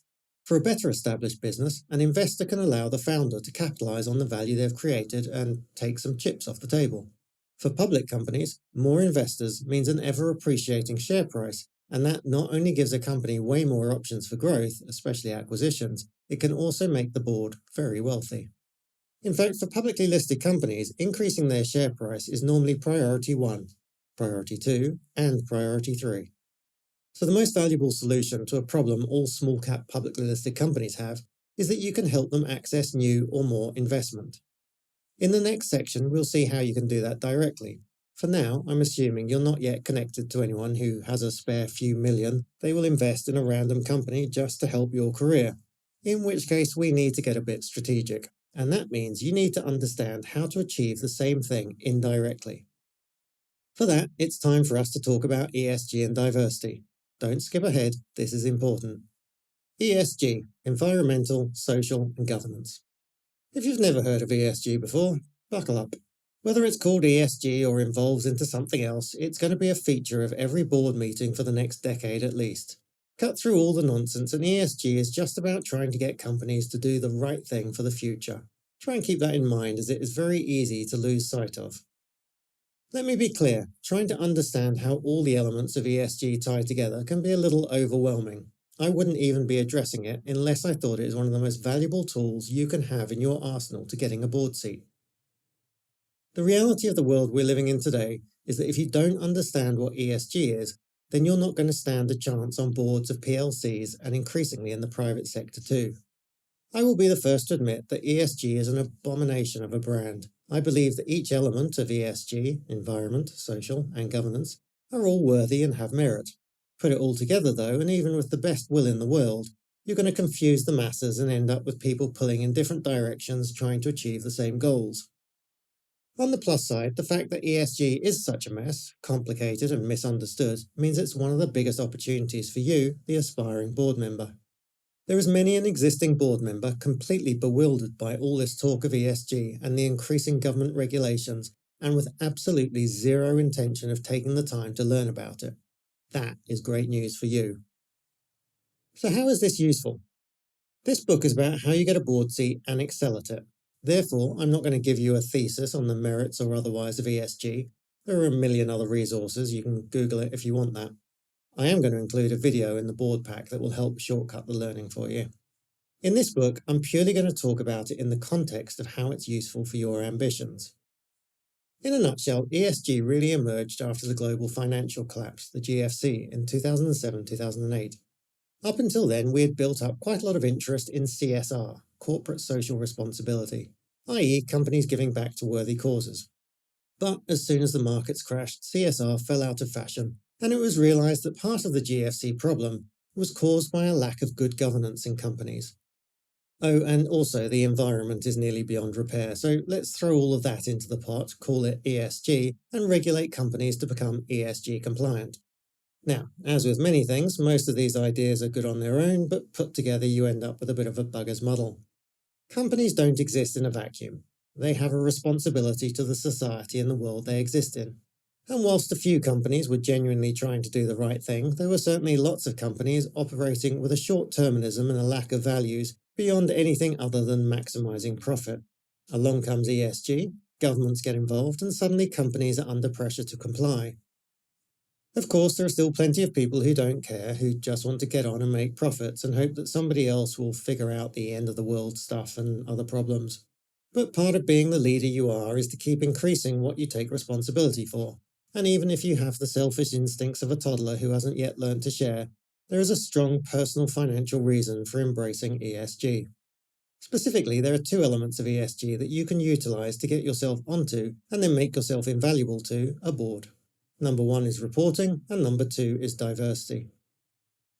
Let's start with reporting, and then I'll do a quick section on diversity as the setup to how you get to join a PLC board.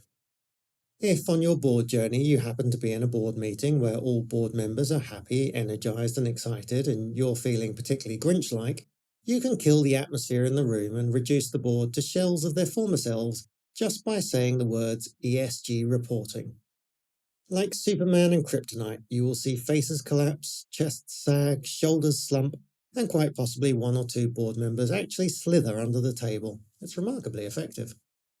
The reason it's so effective is that most boards don't understand it, don't want to understand it, yet know it's essential and becoming more essential with every passing month. Governments are requiring it, clients or suppliers are requesting it, and more importantly and fundamental to you, investors are demanding it. Ta-da! Boardroom problem. And where there's a problem, you can pop up as a solution by offering to do this for them. Just keep this thought in your mind for a moment, we'll come back to it. The next key element of ESG is diversity. The diversity trump card. This may be the most controversial part of the book, and yet I make no apologies for it. However, I am going to skip over most of the elements of why hiring diversity is the right thing to do. Honestly, there's so much data out there, it should be a no-brainer. There are plenty more qualified people than me to make that argument, and I don't think we need yet another white male mansplaining diversity to those on the wrong side of it. Diversity on boards is a strategic advantage, but it's also a hard sell. Let me explain why it's so hard to get boards to change. Even forward-thinking boards are reticent to break up the old boys club on the board and bring in fresh voices. And who can blame them? If you've ever tried to manage a committee, it is tough to get consensus. One person being obtuse can derail every meeting and slow things down for months or years. So whilst diversity might sound like a good idea for boards, it is no surprise that boards are not queuing up to add new people to the table. To them, diversity sounds like disruption, and running a board is hard enough as it is without choosing to add disruptive elements. To this end, there is little point telling boards to add diversity, and yet diversity can unlock big dollars for boards. Much of the criticism I get for talking about board diversity is the idea that we shouldn't be hiring based on anything other than merit. That is, of course, a fine idea, but leaving aside how one gets the chance to prove our merit if we were born the wrong gender or the wrong colour, or went to the wrong schools, etc., let's just address the idea that anyone in the past has ever been hired on merit. I would argue that hiring on merit is mostly BS. Boards haven't been hiring people on merit for the past 100 years. The vast majority of them have been hiring friends, contacts, people that went to the same school, people that can do them a favour back, people that were well connected, people that looked a certain way, spoke a certain way, thought a certain way, people that weren't going to upset the apple cart. Is that merit? There are definitely some very competent people within that group, but there are plenty more that really don't deserve to be there. Whilst there have been some commendable efforts to try and change this exclusive boys' club from the top, including increasing attempts by governments around the world, the approach is always focused on the biggest companies. Let's regulate the biggest companies and hope it filters down. I suppose we could wait for that to happen, or we can get out and start effecting change ourselves. Whilst I'm an optimist at heart, I've never had a lot of faith in politicians being able to fix the pressing issues of our time. It's a full-time job just getting elected and finding ways to attack your opposition. That doesn't leave a lot of time for actually solving problems. So that leaves us. Now, before you think this book is going to veer off course into a woke ideological tirade on why boards should be doing the right thing, let me disappoint or reassure you. Whether or not I think boards should be inclusive is irrelevant. They are not going to change for ideological reasons. If we want to get you a board seat, we need to do so because there is a commercially sound reason for a company to take you on. And this comes back to the very heart of what we're talking about. Understanding the problems boards face and understanding how, regardless of your background or current experience, you can provide the solution. By the way, if you're a poor deprived white middle-aged man like myself and think this doesn't apply to you, I encourage you to read on. In the Small World chapter, I'm going to show you how you too can use diversity to get a board seat. The key tenet of diversity actually has nothing to do with demographics and everything to do with psychographics. If a board is going to make the best decision, it needs to have access to multiple different ideas and opinions that it can consider to pick the best option. Diversity of thought, unity of action. So theoretically, 5 men from the same universities, same industries and same country club could have a full range of diverse viewpoints, but it's unlikely. What brought this to a head is that in the global financial crisis of 2008, the GFC, investors lost trillions of dollars because all companies were thinking the same way. For the first time in history, investors went from demanding that boards had traditional experienced board members to demanding that boards had fresh thinking and alternative views on their boards. Investors started demanding diversity. As I've mentioned earlier, this new governance thinking was all part of the hodgepodge of ESG, which became very trendy in investing circles. In fact, so much that funds went out and raised close to $20 trillion into ESG funds, i.e. funds that would only invest in companies doing good ESG practices, like diversity. Do you see where this is going? Boards around the world are currently in a bit of a pickle. They all need to come up with ESG reporting, and whilst it's critically important, there is normally no one on the board that has any interest in taking on that added, extra, non-clearly defined responsibility. Number 2, companies want access to investor funds, yet ESG funds cannot invest in boards that don't show diversity. And nobody on boards wants the disruption of a new, potentially disruptive board members. So now we have a very clear idea of a problem that most small PLCs are facing. The advisory board was a great Trojan horse to get us onto the boards of small businesses. What can we use to do the same on PLCs? Mastering the game. How understanding different stakeholders elevates your level. It's possible that in the process of joining small company boards, you decide that actually you're quite enjoying it. You're learning lots, you're getting decent pay, and you enjoy the people you're meeting and helping. If you decide to stop at that point, it's perfectly reasonable. There are plenty of reasons not to want to take on the responsibility and scrutiny that comes with a public board. But if you're committed to the journey, it's a step you need to take. The reason we do this sequentially, i.e. small company advisory board, before we ever talk to a PLC, is that it's a big step up in responsibility. It is also exponentially harder to get a seat on the board. At least it is if you do it the traditional way. One of the reasons it's so hard to get a board seat on a PLC is that directors of public companies are often terrified about doing the wrong thing, even if on paper you look like the perfect candidate. Think of it from the company's perspective. Making the wrong hire for an entry-level role is annoying, but it should be relatively easy to replace. In fact, high turnover in these roles is very common. Think service staff, customer care, basic sales.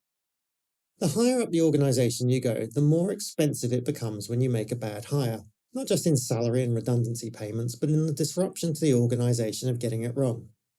Now, the board is of course the pinnacle, and whereas you might think a board member coming and going doesn't have too much impact on the day-to-day running of the business, it can have enormous implications in public companies. First off, if the board hires someone new and that person turns out to be a bad fit, maybe they're not engaged, maybe they're actively disruptive, this can seriously hamper board activities. But unlike in a normal company situation where you sit down with the individual, have the hard conversation, and then ask HR to find a replacement, with the board, you need to notify shareholders that you as a board picked a wrong 'un. And the market doesn't like disruption in the board. It makes them nervous, and when they get nervous, they sell. And when they sell, value of your shares goes down. So then as a board, you find yourself stuck between having someone useless or disruptive on the board for many years, or having to admit to the market that you got it wrong. Neither are particularly appealing options. It's no wonder that boards only ever hire people like them. Added to that, if you don't have any PLC board experience, even if you were a good candidate, they're going to have to get you up to speed, which is why most will revert to the "sorry, you don't have enough experience" excuse. As always, and hopefully one of the key messages you're starting to see, is that your job is to help solve a problem for the board. And you telling them that you have 10 years of marketing experience or 20 years of supply chain management is absolutely not what they're looking for. But you telling them that you can help them with their ESG reporting or with finding new investors, now you have their attention. The Trojan horse we use to get into the inner circle of PLC boards is the Board Apprentice Programme. A board apprentice, that's you, is included in all board communications and sits quietly in board meetings in order to learn from the existing board. The board apprentice doesn't get paid, doesn't vote, doesn't speak unless spoken to. They are just there to learn. This all sounds great for getting you PLC board experience, but why would a company agree to have a bunch of strangers sitting in their meetings? Because we don't pitch it in terms of what it can do for us. We pitch it in terms of what it can do for the company. Let's say that as part of your connections component, you have been building a relationship with the chair of a small PLC in an industry you're interested in. You have been doing that, haven't you? You maybe send them some interesting articles from time to time. You mention you've even bought a few of their shares. You ask some pertinent questions about the industry. And then you ask them if they're interested in connecting with more investors. When you get the inevitable positive response, you can say you have a solution that they might be interested in that won't cost them anything, could save them a ton of work, and could bring in a lot of investment capital. The pitch is that you will build for them a diverse apprenticeship program made of talented individuals from your network who are keen to take on more responsibility, especially around ESG reporting and investor relations. Also, with a diverse apprenticeship board, you will be able to reach out to many of those funds who can't currently consider this company because of the current lack of diversity. The benefit to them is that for no cost, they now have a resource that will help them put together the dreaded ESG reports and will help them reach out and connect with new investors. What's more, because you'll be putting together a diverse group of apprentices, they can now tell the market that they are taking steps to improve diversity at the highest levels of the organisation. Without having sat on a board and fully understanding the pressure that PLC board members are under, it might be hard to appreciate what a tempting offer you have just put in front of them. The proposition is super compelling, but more importantly, it is completely de-risked. It doesn't cost them anything, and they can always change their minds if it isn't working out. You will make sure it works out. Like the advisory boards before you, this actually solves a very real problem, and most importantly, gets you into the inside of an actual PLC board. You are now in the inner circle. The apprentice program gives you the chance to build your connections, knowledge, and profile, all whilst providing value to the company. Again, because this is an unpaid role, the expectations of the company will be very low, meaning that when you do the excellent work of pulling together an ESG report for them, don't worry if you currently have no idea how to do this, you and your fellow apprentices will have time to learn once you join the board. And introducing them to relevant investors, they will be blown away and make you a very strong candidate for a paid role at the end of the year. One additional interesting point on the idea of setting low expectations. A common problem I have seen of new first-time board members is a desire to make a mark when they first join the board. Often this is the most amount of money they have ever been paid for the least amount of time. A board role is typically 1 to 2 hour meeting every month or two, plus reading. Therefore, the new board member assumes that to prove their value, they need to come in, sound smart, and try and solve everything in their first meeting. Without understanding the nuances of the business, the existing politics, and relationships on the board or any of the history, they wade into their first board meeting determined to show what a great new board member they can be. Although well-intentioned, this often means they trample over everybody else, and ultimately this enthusiasm to do the right thing means that their board tenure is disappointingly short. When you're a board apprentice with a mandate to sit there and learn, you actually get a chance to read the room, to understand the real power dynamics within the board. You get to see how it really runs, rather than just what you were told at the beginning. This is extremely powerful information and can stop you making critical mistakes in the future. Finally, there is one additional hidden benefit to being a silent apprentice. Most directors hate being challenged in the boardroom. Although it's critical to business success, we all have sensitive egos. Even if you vehemently disagree with someone on the board, as an apprentice, you just have to bite your tongue. What happens is that as the end of the year approaches, many of the board will value you precisely because you have never challenged them, assuming your silence is approval of their ideas and thus an example of your wisdom and clear thinking. Whether or not this is true, it certainly doesn't do you any harm when they come to discuss making you a full-time Ned or not. Understanding business. If you want to represent a business, it helps to understand all business. But this is a big topic, far bigger than the scope of this book, and quite frankly, I've been starting and building businesses since I was a kid, and I'm pretty confident that I've only got the hang of about 1 or 2% of it. But a good first step is to start thinking holistically about a business. Most of us start off as employees in a company. We get told to answer the phones, clean the floors, sell the merch, respond to the emails, enter the databases, or whatever other menial task could get our first step on the job ladder. After lots of roles like these above, my first real job was with a very successful internet company at the height of the dot-com boom. They were growing quickly and they needed help desk people. I had some basic understanding of computers, and although I didn't really understand the internet, it was still very new at that point, I apparently had a pleasant phone manner and in true call centre fashion could repeat the phrase, "Please bear with me," with no loss of enthusiasm, whilst staring blankly at a screen trying to figure out what I was looking at. I was sufficiently good, enterprising and hard-working at this, and the company was growing fast enough, that I managed to get myself promoted 6 or 7 times in the space of a couple of years. I honestly don't remember what my title was when I finally left to start my own company, but by any definition, within the European Operations Centre, I was fairly senior and knew as much as anyone about how to add a client to our network and route traffic around the backbone of the internet. For this, I was extremely well paid and very much in demand by European telcos who were trying to catch up to this whole internet thing. What I didn't know, and in fact didn't even realise I should have known, was how the company made money.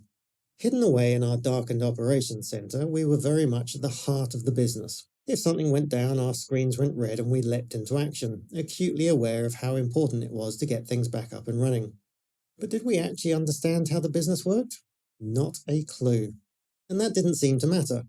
Sure, I vaguely knew our clients paid us money for internet services, I understood how the product worked, I just didn't understand how the business worked. This is the unfortunate nature of business. A successful solopreneur has a pretty good idea how their little business fits together. A 4 or 5 person team might have specialties, but should still be pretty clear about what the business is, how it makes money, and why each team member is critical to its success. Grow to 12 people and this is no longer the case. Of course, there are exceptions. In each department, you will have the curious ones that want to understand how it all fits together. These people usually get promoted to management. But you will find the majority of people are quite happy just understanding how to be the best little cog in the machine without having any interest in understanding what the machine really does, or how it does it, or why it does it. When people apply for board seats with me, the vast majority of them explain what a good little cog they've been for the past 20 years, an expert in supply chain management, a seasoned HR manager. Whilst these are admirable qualities, they are rarely what boards are looking for, because if you don't understand an overall business, how are you going to help? If I want supply chain advice, or HR, or IT, I'll just hire them within the business, not to sit on the board. Successful entrepreneurs aren't necessarily the answer either. They do have a much better holistic view of business, and by definition, they're very good at solving problems. Yet, years of focusing on client value, which we'll discuss in the next chapter, can be a difficult trait to shake. Not all of them have the willpower required to not want to jump into the business and try and fix it, and that can cause real problems if non-exec board members try and fiddle in the business. Part of the reason you don't have board experience is such a common rejection is that no board has the time or interest to teach you to understand business. You need to have got to that before you start applying for board seats. And if this takes you back to when you were applying for jobs at the start of your career, how do I get employment experience if you won't employ me? Then you're absolutely right. We have come a full circle. The money is better, the responsibility is greater, but the point remains the same. It's not the company's responsibility to get you there, it's yours. This is why, whatever stage you're currently at, it is worth beginning your board journey by sitting on one or more advisory boards so you can look holistically at the business and understand how it works.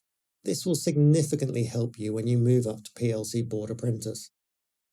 Client value versus shareholder value. In my previous books, I've touched upon this problem. As an entrepreneur, I was so obsessed with client value that I didn't understand shareholder value. At the time, I assumed this was a small business issue. Since I started working in the capital markets, I discovered it goes way deeper than that. Just on the off chance you aren't currently sitting with a copy of my previous books handy, let me recap. Businesses exist to solve problems for clients. That's it. Entrepreneurs see something that isn't being done or not being done well enough, and selfless souls that we are, decide to solve the problem better, faster, cheaper, and in turn help humanity to live more easily. Whether that is cutting hair better, providing more accurate accounting, or designing our new AI overlords, we believe that by solving big enough problems for enough people, we will be rewarded, hopefully richly. Most of humanity's progress for the last couple of millennia has been driven by this premise. Fundamentally, for a business to be successful, it needs to solve a problem for its clients. This is client value. It also needs to be valuable enough that clients will actually pay for it, and pay a sufficient enough price that the company can cover all costs and make a profit on top. This might seem obvious, but it's not always. When interest rates were cheap and venture capitalists, VCs, would fund anything, and entrepreneurs had learnt the unhealthy Silicon Valley lesson that you come up with an idea and raise funding before you see whether a client will pay for it, one of the most exciting business ideas was 15-minute groceries. Across the US and Europe, companies raised millions of dollars from VCs and poured that money into the idea that consumers could order their groceries on their phone and have them delivered to their home within 15 minutes. What a utopia! The slight fly in the ointment was that whilst consumers thought this was lovely, it wasn't sufficiently lovely that they would pay an insane premium on top of the price of groceries. Working on the basis that scale solves everything, the companies subsidized the model by paying for drivers and logistics with the capital that they had raised. When that capital ran out, so did the consumers. They just weren't providing enough value to the clients to justify the price increase needed to make the company sustainable. So, understanding client value is critical to the success of a company. Hence, our budding entrepreneur who designs a better mousetrap needs to be obsessed with client value. The more value you provide, the more you can charge, the more profit you make, the more shareholder value you provide, right? Well, not necessarily. In our bid to add increasing client value, sometimes we overlook what is in fact best for shareholder value. A client of a small business may want to only be served by the owner. That is excellent client value, but it doesn't scale. Shareholder value is being sacrificed for client value. The reverse of this is companies that prioritize systems and efficiency, cutting costs and denigrating service to increase shareholder value, but at the cost of client value. The irony is that a single founder and owner of a business should understand shareholder value because they've set up this business to benefit themselves. However, because we spend 24/7 obsessing about client value, and without a board there's no one to remind us about shareholder value, we often end up making decisions that are detrimental to the long-term value of our own shares. As I said, I thought this was probably a problem unique to small businesses. However, when I started taking companies public, I had to travel the world speaking at investor conferences, pitching my stock to supposedly hungry investors. Whilst I waited for my own chance to get on stage and hopefully dazzle, I would eagerly sit and take notes on the other, more experienced companies that were pitching. What I quickly realized was that many of these CEOs of companies that were much bigger than my own and who had been listed for many years or even decades still hadn't worked out the difference between client and shareholder value. More often than not, the CEO would get on stage and launch into a product pitch, and often these product pitches were amazing. They clearly knew the problems their clients had and how to solve them. Sadly, of course, we weren't in a room full of prospective clients. But the CEO, who had clearly successfully sold plenty of widgets with this product pitch in the past, had assumed that the same pitch to investors would yield the same results. Different audience, different results. Investors want to know why, if they buy a unit of your shares today, that someone else will value that share higher in the future. They want to know that the money that they have worked so hard to earn will be safer and work harder under your stewardship than if they just put it in the bank. They want to know that their money is safe with you. Understanding your product and the problem it solves for your market might be relevant to the story, but it's not the story. Understanding the difference between client value and shareholder value is critical to becoming a great board member. Corporate governance. Separate the signal from the noise and understand the 5 components of your journey. Search for any book on boardrooms and you'll find weighty tomes talking all about the importance of good corporate governance and what specifically that means. And yet, beyond this chapter, I'm hardly going to touch on it. So if that's what you're looking for, perhaps you have trouble sleeping, then sadly this book is not for you. Before I do this, let me cover some of the basics that you perhaps thought I was going to cover when you picked up this book. Board structures. There are all manner of different board structures based on the size and needs of the organisation, ranging from the smallest volunteer sports club to the biggest public or private companies in the world. Here are some of the roles you need to have a basic understanding of. Chair. Previously known as the chairman, regardless of gender, this is increasingly just referred to as chair. Basically, in charge of the meeting, responsible for keeping the discussion on topic, shutting it down when it's not moving forward, keeping to the time allocated, and ideally bringing in voices that might not always get heard to help the whole board come to the right decision. Company secretary. Typically works closely with the chair to ensure the board meeting is set up correctly, the right people are invited, have received all the board packs ahead of time, and then records the activities of the meeting and produces the minutes for circulation and approval afterwards. Chief Executive Officer or Managing Director. One of the board's biggest responsibilities is finding, supporting, and, when necessary, replacing the CEO. It is the CEO's job to execute on the objectives of the board and the company. Executive Directors, or execs.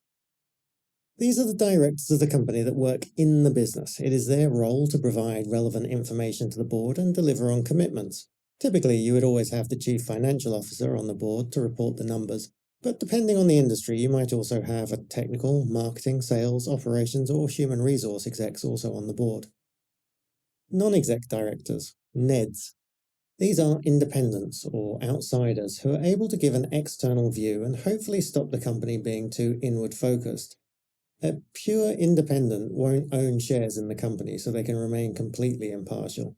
Although most companies believe in aligned incentives and would very much like board members to own and ideally be buying shares in the company. Subcommittees.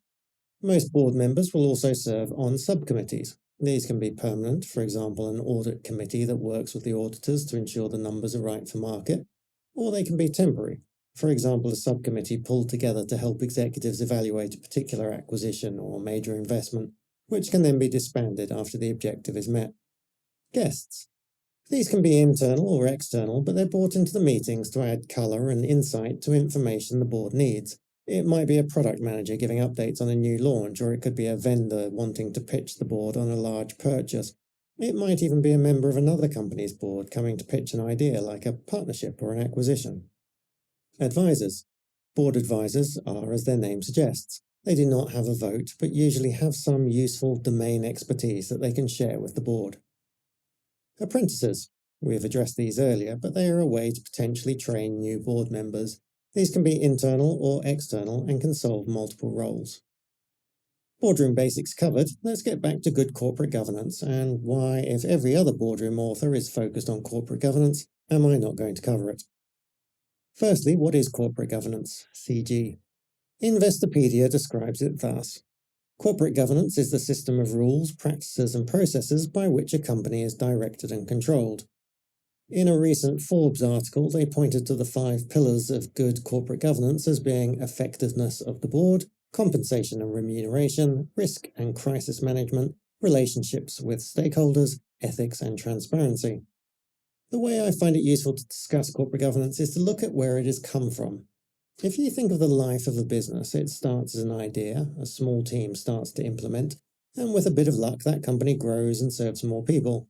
In most cases, the success at this point has been largely due to the irrational behavior of the founder. Irrational because no right-thinking individual would risk the time, money, effort, and pain to start a business. To be successful, founders need to do things others would not. This is what makes a business successful in the beginning. The force of will to bend clients and staff to your way of thinking. And yet, this same sheer bloody-mindedness can also cause a great business to fail. Once a company reaches a certain point, making decisions based on the whims of the founder may no longer be in the best interest of the organization. This is where a board can act as a sounding board. Checks and balances to make sure nothing rash is done. This is all part of the journey of the company. Now, if this company continues to be successful, then eventually the founder will resign, step away from the day-to-day running. Maybe the company is public, maybe it's got so big it's difficult to find anyone that is accountable. And in these situations, bad things can often happen. In the late 1970s and early 80s, there was a wave of hostile takeovers by visionary and controversial entrepreneurs like Sir James Goldsmith, who had identified that in the absence of a strong founder presence, many executives in the company were basically running the company to enrich themselves at the expense of the shareholders. These corporate raiders like Goldsmith would buy up big companies, sell off the assets, slash executive pay, and return the profits to shareholders, which was what a business was designed to do, reward shareholders for their risk capital. This caused a lot of fear and an initial shake-up to the way companies were being run. Boards became charged with implementing these best practices to try and avoid outsiders coming in and doing it for them. And yet it's pretty easy to argue that they haven't done a particularly effective job. Executive pay today sits at historical highs, and whilst more money is returned to shareholders through share buybacks, it turns out execs who have share compensation often get some of the biggest gains. And who determines executive pay? See point 2 above on good corporate governance. The board, often made up of executives, have over the past few decades decided that they are contributing hundreds of % more value than other workers in the organization.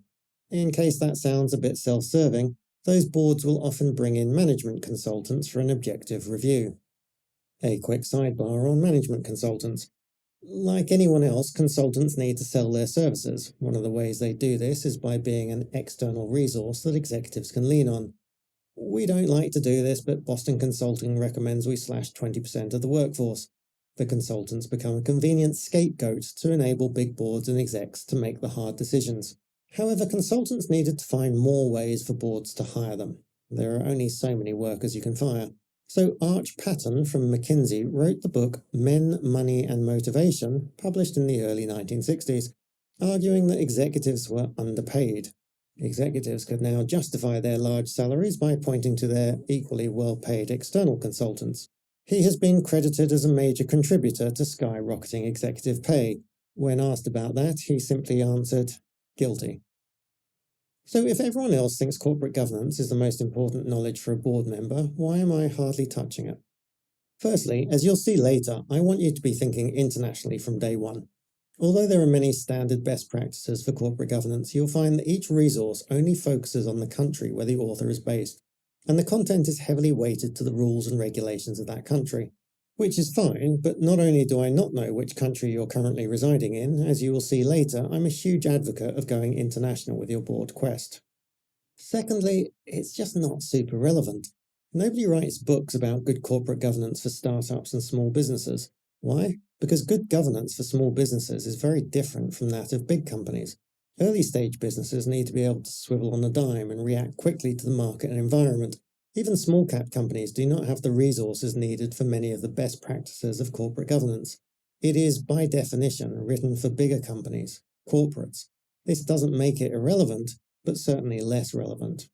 Our focus is starting our board career, not at the top of the biggest companies, but by getting on the board ladder with small businesses.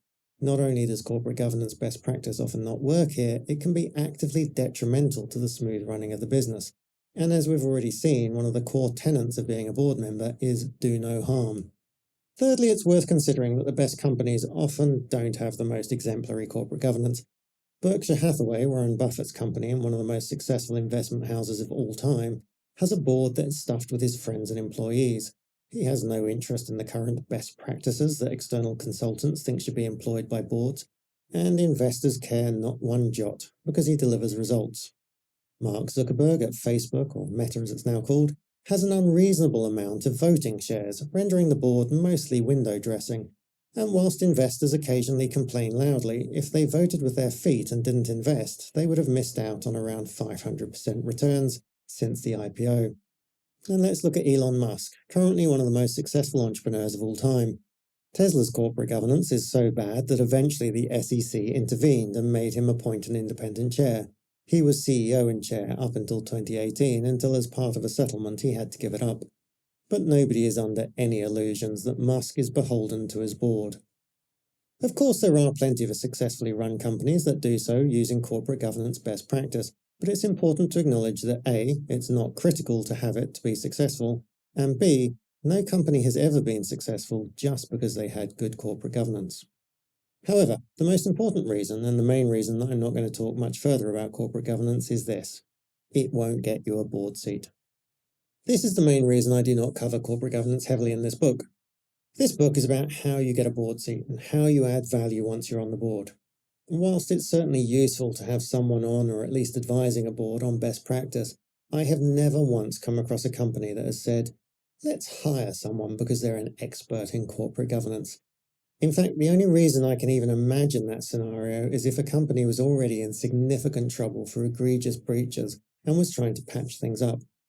In my webinar, I liken it to you deciding that you want to play Premiership football, but instead of training on how to score goals for the team, you instead do a refereeing course to make sure you're an expert on the rules. Maybe it's interesting to do and are nice to have, especially as you sit on the boards of even bigger companies, but the person that knows all the rules will never get hired over the person that knows how to score goals.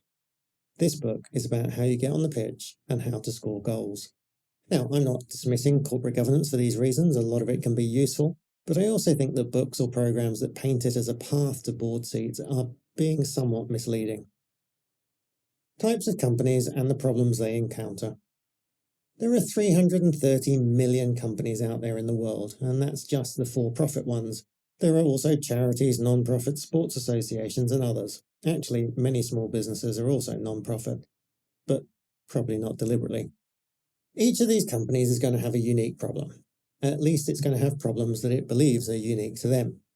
What you discover as you join more boards is that the problems companies have at any given stage on their journey are fairly predictable. Certainly they have more problems in common than separates them. When you first sit on the board of a startup and they tell you that they have $1,000 in the bank and $30,000 in payments due this week, and salaries due in 2 weeks, you will be forgiven for thinking it's the end of the world. Certainly the end of their world, and therefore the end of your job as an advisor. But startups are scrappy, suppliers will be put on payment terms, clients will be offered incentives in order to pay in advance, and worst case the staff will take a haircut on their salaries until the revenue is flowing again. After seeing this happen a dozen times, when the next founder comes to you in tears, having not slept for 2 days, sick with worry that their business will close, you will calmly tell them that they will get through this by putting suppliers on payment terms, offering incentives to clients to pay in advance, and worst case their staff can take a small cut in salaries until the cash is flowing again. The founder will leave that meeting relieved and thinking that you are a genius. Each company has its own unique set of challenges at different times in its journey. As you get more experience, you will come to learn these. A business owner can tell you what industry they're in and what headcount they've got, and you'll be able to tell them their revenue, profit margins, what the biggest internal conflict is from staff, and how that CEO is spending their typical day. Not only that, you will, over time, learn how to tell them exactly what is coming next and how to prepare for it. To the CEO who is drowning in the business, this will seem like magic. When you're an entrepreneur, you feel like every problem is unique to you. As you get more experience, you realize this is a well-trodden path, which means there are some well-trodden pathways. It doesn't mean it's easy, but it does mean we can learn from others. Our value as an experienced board member is often just pattern recognition.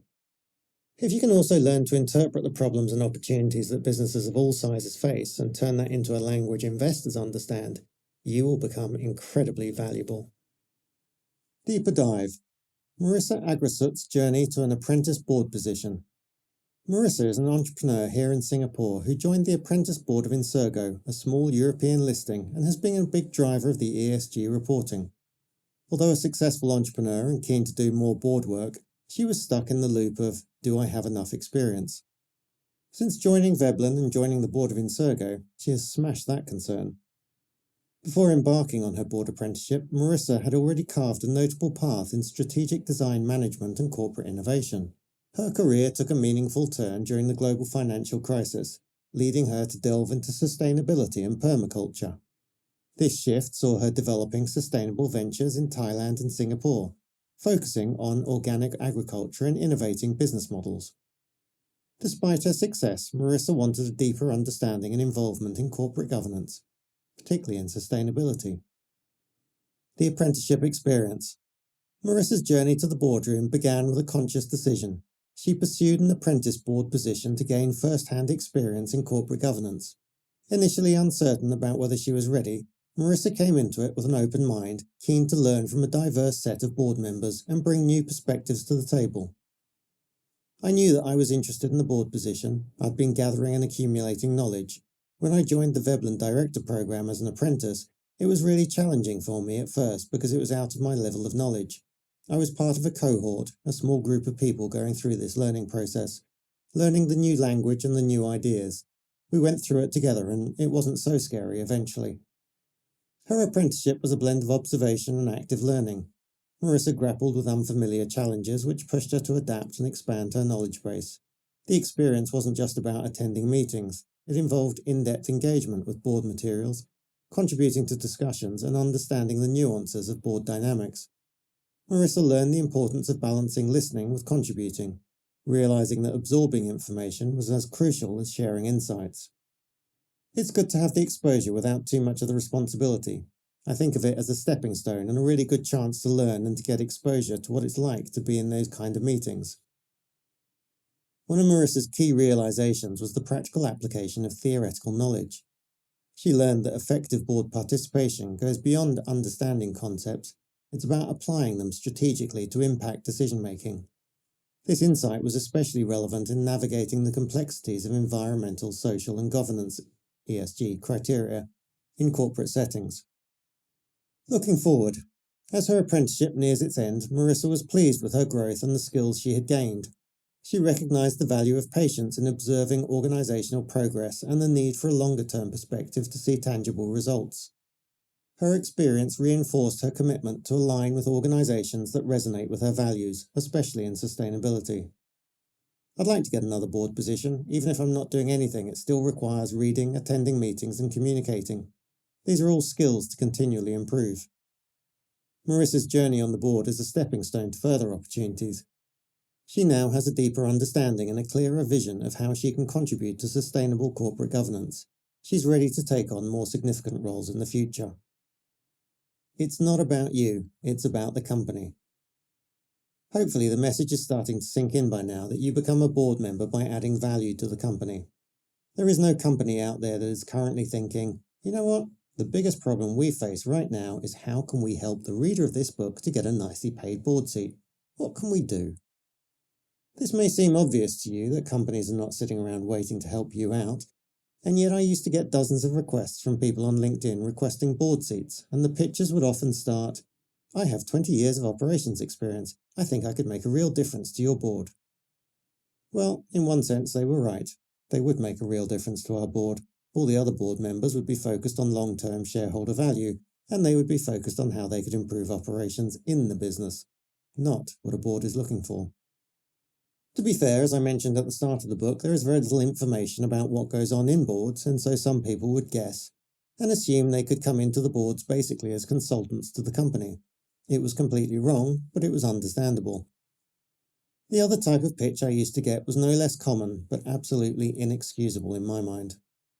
Hi, I see you're on the board of X company. I'm coming to the end of my career and want to work less hours with less stress, so would be willing to join your board. Well, yes, that's exactly what I'm looking for. Someone lazier than me. How much can I pay you for such a service? And this was not isolated. For a while, I was getting requests like this every few weeks. The point is that in both of these cases, the individual did not understand or did not care what the company actually needed from the board, and so it didn't really matter how nice or smart or well-connected they were, or even how many boards they would apply to. They would never get a look in because they were focused on themselves and what they wanted, and not how to add value to the board. Fortunately, that is not you. You are now learning the problems and the pain points that companies face as they grow, and how you can solve them. This is a good step on the way to becoming a great board member. 5 components for great companies. Veblen mantra number 2. Don't apply for board positions, create them. In this section, we learnt about some of the pressing problems that all companies, and especially publicly listed companies, are facing, and how you can use the Trojan horse of the apprentice program to help solve them and elevate your career to the big leagues, or at least the small companies in the big leagues. Number 1, connections. I didn't want to tell you this earlier because I didn't want you to become disheartened, but it's definitely harder to connect with great people as a wannabe board member. However, now you're sitting on a board, even if it's an unpaid board advisory role, nobody needs to know what or even if you're getting paid, you have become infinitely more attractive to other board members, entrepreneurs, and investors. Leverage your new position to reach out to others and make new connections. Continue with connecting to directors and entrepreneurs, but now is the time to really increase your investor network. The more connected you are to investors, the more valuable you will become to boards of all persuasions. Especially focus on ESG and impact investors, as they will be the ones most interested in the work you're doing. Number 2, knowledge. Get inquisitive. What can you learn about the industry, about the company, about the challenges and opportunities facing your executives today? At this stage, you really want to be learning about investor relations, see the next section, and all things related to ESG and the capital markets. The people that I have learnt the most of over the years are the ones that say the least but ask the smartest questions. I remember as a very young and wet behind the ears entrepreneur pitching 2 very successful business owners my current product. At the time it was SMS-based mobile services. Both of them politely heard me out and then asked me a variation of this question. Where is the multi-million-dollar opportunity in this industry? Whether they asked me that question because they were trying to help me expand my horizons, or whether it was because they genuinely wanted to know the answer for their own means, over time it slowly dawned on me that I didn't really know the answer, but that it was a very important question. And the inverse of this is that now you are a board advisor or apprentice, you may feel the need to contribute. But are you really qualified to do so, or is it just your ego that wants to say something? This is why the apprentice program is so powerful. You get to build incredible knowledge around investors and ESG reporting that even if the current company can't make you an offer at the end of the year, you know will be hugely valuable to other companies in the same situation. Number 3, profile. What sounds better? Aspiring board member or board member? The answer is obvious. As soon as you get that role, make sure you update your LinkedIn, add it to your bio, add it to your email signatures. Whilst you might know an advisory position is nothing more than meeting a startup founder for coffee and a chat once a month, and an apprentice board member is mostly sitting quietly and observing, nobody else knows or needs to know that. Sitting on a PLC board, even as an apprentice, is a whole new level of credibility. We're also at the time to start being a bit more proactive about our profile. Time to move beyond LinkedIn. For example, can you get interviewed on a podcast? When it comes to media, most of us have this idea that getting media coverage means getting into the publications that we read. A mention in the Financial Times, for example, or a simple cover of Forbes, maybe. The reality is that we've not done anything near remarkable enough to attract that attention, and that is fine, we don't need it. Start at the bottom of the media ladder and follow the philosophy of this book by adding value. I like podcasts for this reason. There are a million podcasts out there and new ones starting every day. That means there are always podcast hosts out there looking for guests. Not the Tim Ferriss and Joe Rogans of the world, but people like yourself who start a podcast to meet some interesting people and build their profile. And then discover that if you don't have any audience, no one wants to talk to you, and if you can't get big names on your podcast, then you can't attract an audience. It's a cruel world. But again, their problem presents your opportunity. You can reach out to these podcast hosts and promise that if interviewed about your career and board journey, you will share their podcast with your audience. You don't need to mention that your audience is currently limited to your mum and your best friend. The point is not that this podcast is going to make you famous. The point is that the first few podcasts you do are all about learning how to answer questions in the media. They also become the stepping stone you can use to get on more podcasts, and from there to bigger podcasts. Finally, it's worth looking at the board recommendable quiz in the board pack. You should be starting to reach a stage now where your opportunities will come from people recommending you to other people. Part of the reason that people are wary of recommending you is that they don't want to risk looking bad if you mess up. This is why it's so important for you to get that first board advisory role and then let your network know about it. This alone makes it easier for them to recommend you because someone else has already vouched for you by giving you a seat. Number 4, value. It's really time to become a student of value. A big part of that is going to be understanding the relationship between investors and companies. If you're able to introduce the right investors to the right companies, you can literally transform the trajectory of that business. You can also potentially cut yourself into deals and start making some real money along the way. Hopefully, you are also starting to understand that in this whole section about the problems boards face and the solutions you can provide to them, I never once mentioned any skills, experience, or qualifications you needed. If you can solve a big enough problem, none of these things are important. Don't let it be an excuse in your mind. If you are the person on the board that can coordinate and produce an ESG report for investors, or if you're the person that can introduce and enable ESG funds to invest in the PLC, you become exceptionally valuable. Number 5, leverage. People tend to get intimidated by publicly listed companies. I'm not going to sugarcoat it. There is a lot more money involved, typically a lot more staff with mortgages to pay, a lot more investors, a lot more scrutiny, but potentially a lot more reward. Also, if you're serious about a board career, sooner or later you're going to need to bite the PLC bullet. I would encourage sooner. Hopefully this section has shown you that basically the premise is the same as an advisory board, and that if you're genuinely enthusiastic to help and provide value, you can solve a real problem for PLCs. Of course, the goal is not to remain an apprentice for long. A year is probably enough. Once you know you're delivering huge value, it's time to mention wanting to move to an actual NED position, so you can increase your level of contribution. The beauty of an apprentice program is that expectations of you are low, your value creation is high, and if that company doesn't want to make you a permanent, they're going to struggle to replace you, and other companies will leap at the chance to bring you on board with your demonstrable track record. Those ESG investors you brought in might also want to start talking to you about their other investments.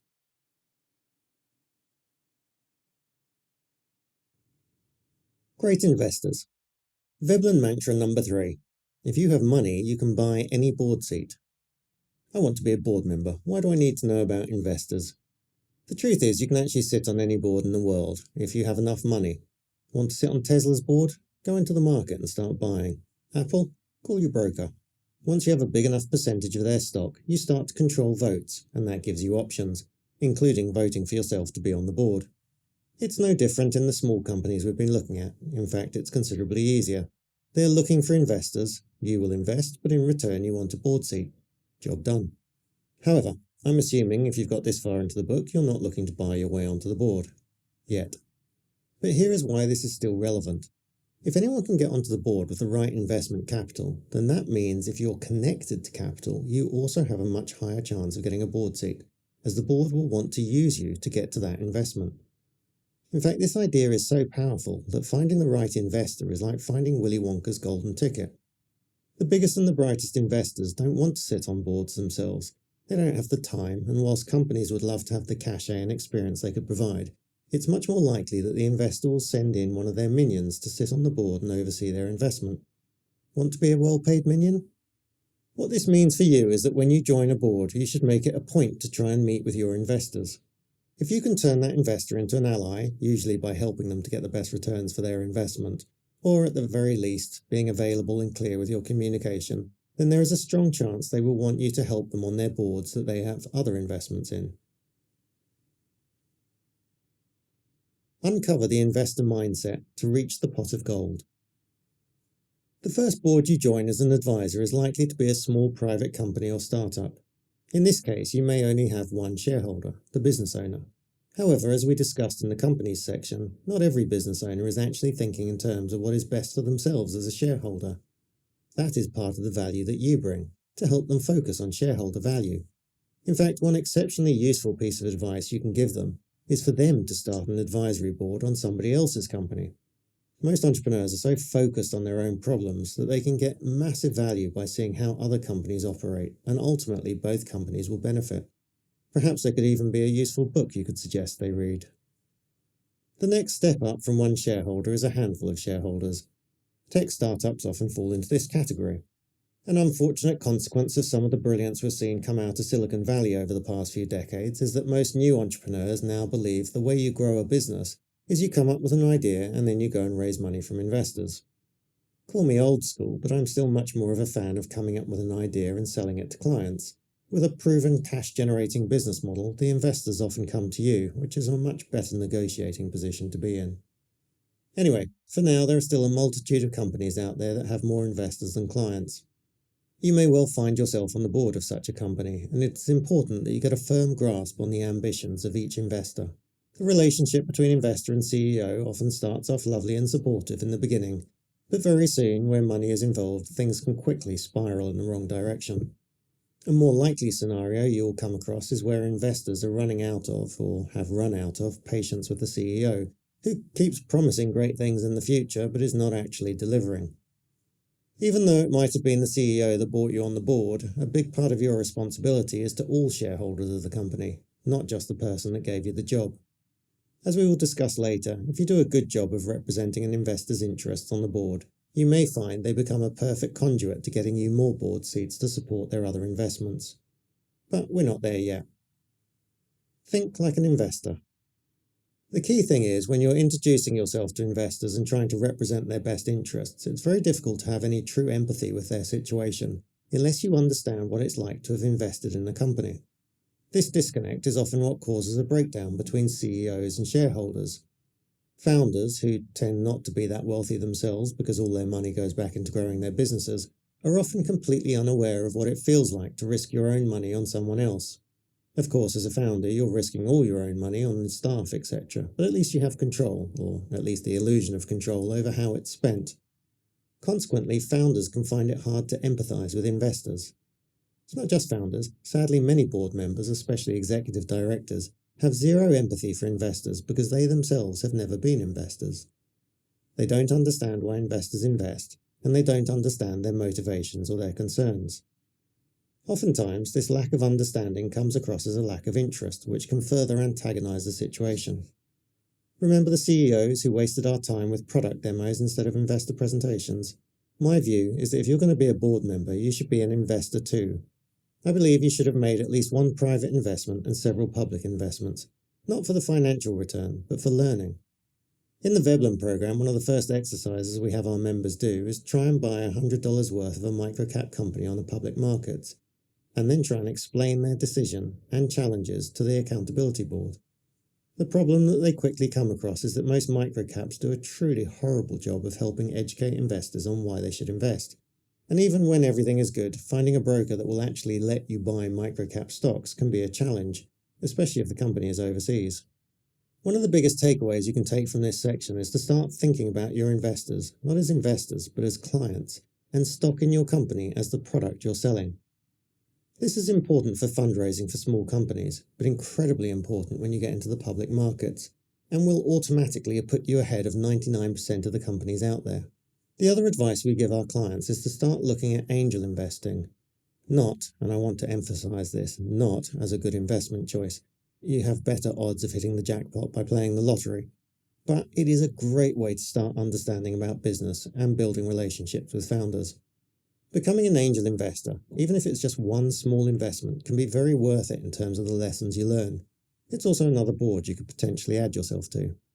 Personally, I don't do any angel or early stage investing. To me, the maths of it don't stack up as an investment option, but they absolutely stack up if you're trying to learn about business, entrepreneurship, and investing.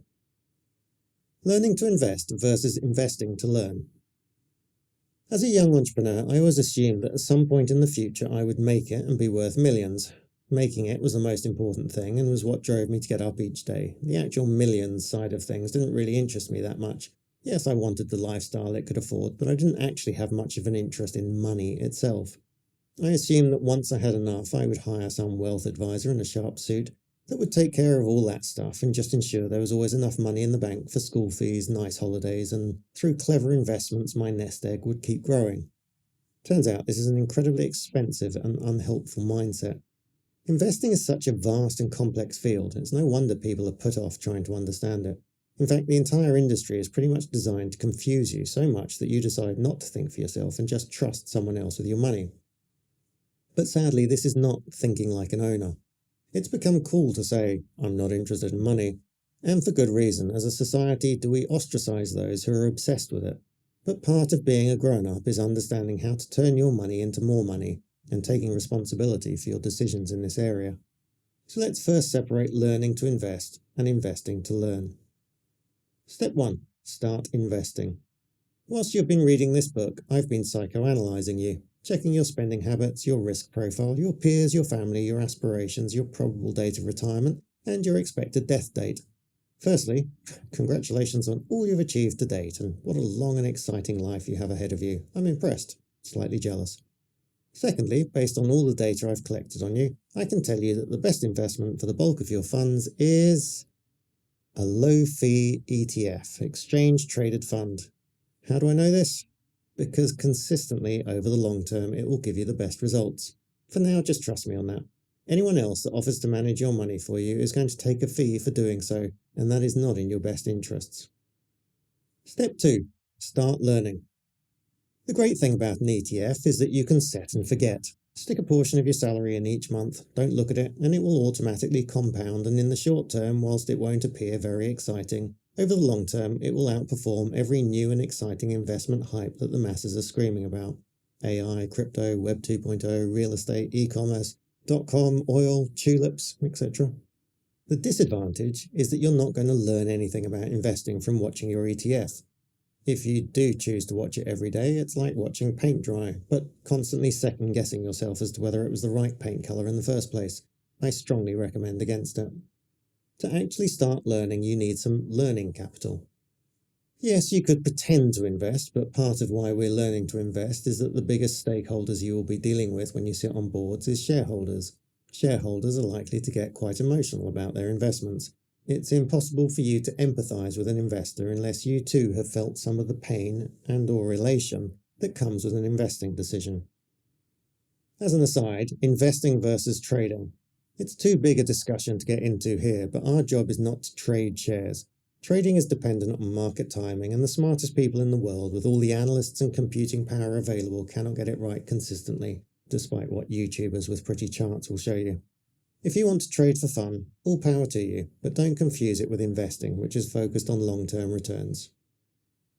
Your personal wealth. You shouldn't need to be wealthy to be an effective board member, but equally it's hard to be truly focused on making decisions that are worth millions or billions to the company if you don't have your own house in order. Personal wealth is too big a topic for this book, but as it relates to boards, I would say 3 things. Firstly, if it's not already, get your house in order. A lot of people get carried away with thinking about earning millions when they don't actually know how to earn an extra $1,000 per month. This is a valuable skill for you personally to have because you will likely find yourself having the same conversation with a small business owner at some point in the future. Obsessed with winning the big ticket but unable to focus on what they can do today to add another $1,000 to the bottom line. Whilst you don't need to be wealthy, nobody wants to be advised by someone who can't manage their own finances. That means if you're currently in a fragile place, financially or mentally, that is something you need to fix for yourself before you start trying to help others. Again, you don't need to be wealthy, but you don't want to be struggling either. Secondly, keep your eyes open. Dr. Keith Cantor knew when he started advising companies that by making 1 or 2 introductions, he could completely change the trajectory of those companies' growth path. He also knew the value of doing that, and so negotiated with the companies. If I can help you achieve X, where X is a revenue target or a market cap or profit margins, would that be worth Y to you? A cash bonus, a monthly salary, a slice of equity. He was able to negotiate for himself some very lucrative deals because for the founders who agreed to them it was all upside, and for Keith he was confident in his ability to deliver. You may not have the experience and connections that Keith had to be able to do this on day one, but the more you play the game, the more opportunities you'll see to cut a slice of the action to yourself. Keep looking beyond what's right in front of you. Thirdly, nobody needs to know your financial situation. Let me share something that I've noticed from some of the wealthiest people I've ever met. They're often short of cash. Mostly they have the cash tied up in other return-generating assets, and whilst they might want what it is they are buying, they don't have the funds handy to do so. Hence, they might agree to buy a car, a house, a company, and yet when it comes time to close the deal and receive the funds, they have a habit of dragging their feet. Sometimes it's purposeful, other times they're just in a long chain of people where they are waiting for someone to give them their funds for some assets. Other times they're just dragging their heels knowing that the price will eventually come down or something better might come up. What you never hear a wealthy person say is, "I can't afford it." Then you look at the average person, and when presented with an opportunity, you will often hear, "I can't afford it," because right then, there, at that time, they do not have the cash available. What is the difference? In both cases, the individual doesn't have the cash available, but in the first case, they will continue to receive opportunities. In the second instance, the opportunities will not waste their time with this individual in the future. When you join a board, the nature of the society we live in is that people will think that you have made it, at least in one regard. The assumption will be, often wrongly, that you're now making lots of money as a board member. There's nothing wrong with letting people make this assumption about you, and it will certainly lead to more opportunities coming your way. However, you can very easily destroy this illusion with the words you use. By saying you can't afford something, or talking about how uncomfortable the bus or flying economy is, or complaining about the price of something, it's a great way to advertise to the world that you're not there yet financially. You don't need to buy things you can't afford. Again, some of the wealthiest people I know spend nothing on fancy cars or clothes, but they also make sure the right people know they have access to funds if needed, and they're open to opportunities, even if they don't have the cash today. Rightly or wrongly, the world trusts those that are perceived as successful. This creates opportunities, which in turn allows you to become successful. Try banishing the words "I can't afford it" from your lips. When someone offers you an opportunity to buy something, to invest, to travel somewhere, think about what you would say if you could easily afford it, but don't currently have the cash because it's tied up in investments. I'm not advocating lying or misleading someone about your wealth. That's fraud and not the point at all. The point is that no one has any right to know what your personal wealth is, and that once you achieve a high level of personal wealth, it does not mean you have unlimited cash flow. When you do make it, you will certainly have lots of options of how to invest it. Many people who chase wealth do so in the belief that once they have it, they will not need to worry about it. They don't want to think about it. No one likes scrabbling around trying to find money for bills and constantly having to worry about the cost of things. The belief is not only wrong, it's actually detrimental to the accumulation of wealth. The wealthy spend much more time thinking about their money. Where is it? What return is it generating? What is the probability of losing it? Who is after it? How can I leverage it better? Certainly, I could have been considerably further along the wealth ladder now if I'd begun asking those questions much earlier in my career. Like any game, the more we practice, the better we get, but there is always enough variables that the game never gets easier. Luck, timing, and human unpredictability can all conspire against us, yet the more cycles we go through, the more we can start to bend the odds in our favour. As a board member, the more cycles you go through, the better you will become and the better you'll get at recognising patterns. The reality is that getting on the right board and helping that company to succeed can create transformational levels of wealth for you and those around you. Despite the 50-50 odds, the public markets do still have the ability to create exceptional gains. And whilst I think that sitting on boards and getting involved in investing and deals is the best way to learn, it is often useful to understand the history, so we have some context. To understand the future, study the past we must. Europeans started trading debt, promissory notes, or bonds as we more commonly call them today, back in the 12th century, or possibly even earlier. In Antwerp, in Belgium, which was the centre of international trade in the 1300s, a more formalised trading was created by the Venetians to trade government bonds. The Antwerp Stock Exchange began in 1531, but still mostly traded bonds. At that stage, most business was driven by ship's captains trying to raise money to go overseas and open trade routes, plunder for gold, etc. Incidentally, a skipper of a boat comes from the Dutch word for ship, which ultimately leads to words we recognise today like entrepreneurship, leadership, etc. Meanwhile, in Frankfurt, Germany, people had been trading coins, silver and gold in what we would now consider a currency exchange since the 11th century at medieval fairs. The most popular would ultimately evolve into what we know as the Frankfurt stock market, or bourse, that we know today. Somewhat ironically, for a country with such steeped history of trading, the conservative Germans today have the lowest share ownership per head of population of any developed country. Sweden has the highest. Famously, in Holland, the first modern stock exchange as we know it today was created to trade shares in the Dutch East India Company in 1611. Okay, I concede it may only be famous to us business geeks. The Dutch also originated Wall Street in New York some 30 years later, literally buying and selling stocks up against a wall. Although it was 200 years after that before the New York Stock Exchange as we now know it was formalised. Back in London in the 1700s, in a coffee shop, they started posting prices of stocks on the wall, and in 1800 the London Stock Exchange was officially created to try and stomp out some of the many scams and fraudsters that were abusing this high-tech, coffee-based note-pinning communication system. 200 years later, the battle between scams and regulators still carries on. But why all the interest in trading stocks? Everything comes down to funding and liquidity. Entrepreneurs want funding for their investments, whether that's to sail a ship to foreign lands or build an app to improve your shopping experience.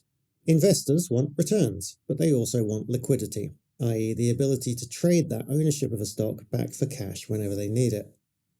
Fast forward to the modern markets of the last 70 plus years. The most efficient way for business owners to raise capital was to do an IPO, an initial public offering. The public could buy a slice of that company, in effect a promissory note to get a share of all future profits. Typically, new stock is created and the money goes into the company for growth. Over the centuries, more and more regulations have been created to stop the manipulation of markets and the exploitation of investors, but it's still a far from efficient system. The first insider trading rule was put in place in 1909, but it was definitely not clear or enforceable. Whilst Congress tried to tighten it up in 1934, it still did not actually define what constituted insider trading. There have been numerous high-profile cases, especially in the 1980s, but there still remains a lot of scope for improvement. Consequently, investors often remain very wary of new listings and small businesses. The price of stock multiplied by the number of shares on issue determines the market cap of the company and the value of that company. And yet on a regular basis in the market, we see darlings of the stock market shoot up hundreds of percentage points that can then lose 90% of their value in 6 months when arguably nothing material has changed within the company. The dot-com boom was one example of this, but we also saw it with the so-called COVID stocks like Zoom or Peloton that became all the rage and then just as quickly fell out of favour with investors. So the market cap is a product of the buyers and sellers of shares on those days, and that is often determined by the narrative about equity story. More demand for shares, price goes up. Less demand, or more demand to swap those shares for cash, and price goes down. In the short term, the fundamentals of the business are almost irrelevant. So how does all this relate to you as a board member? Firstly, the IPOs you've probably heard of, the ones that get all the public attention like Facebook or Alibaba, are completely different entities from 99% of the stock market. So there's not too much we can learn from them. They are also not likely to be the boards you start on.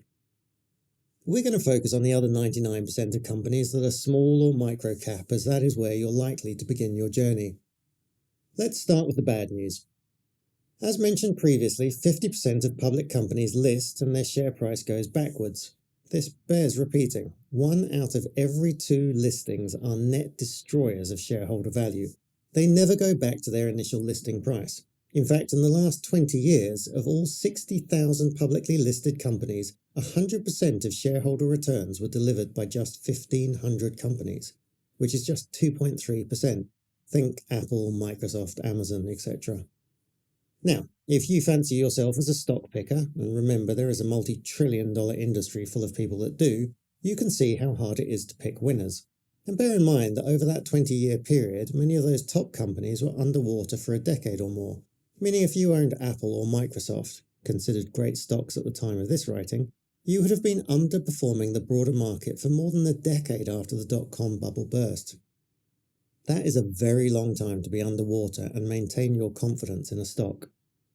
So from a board perspective, there's a pretty strong chance that you will be on the board of a company with investors that have lost money by investing with your company.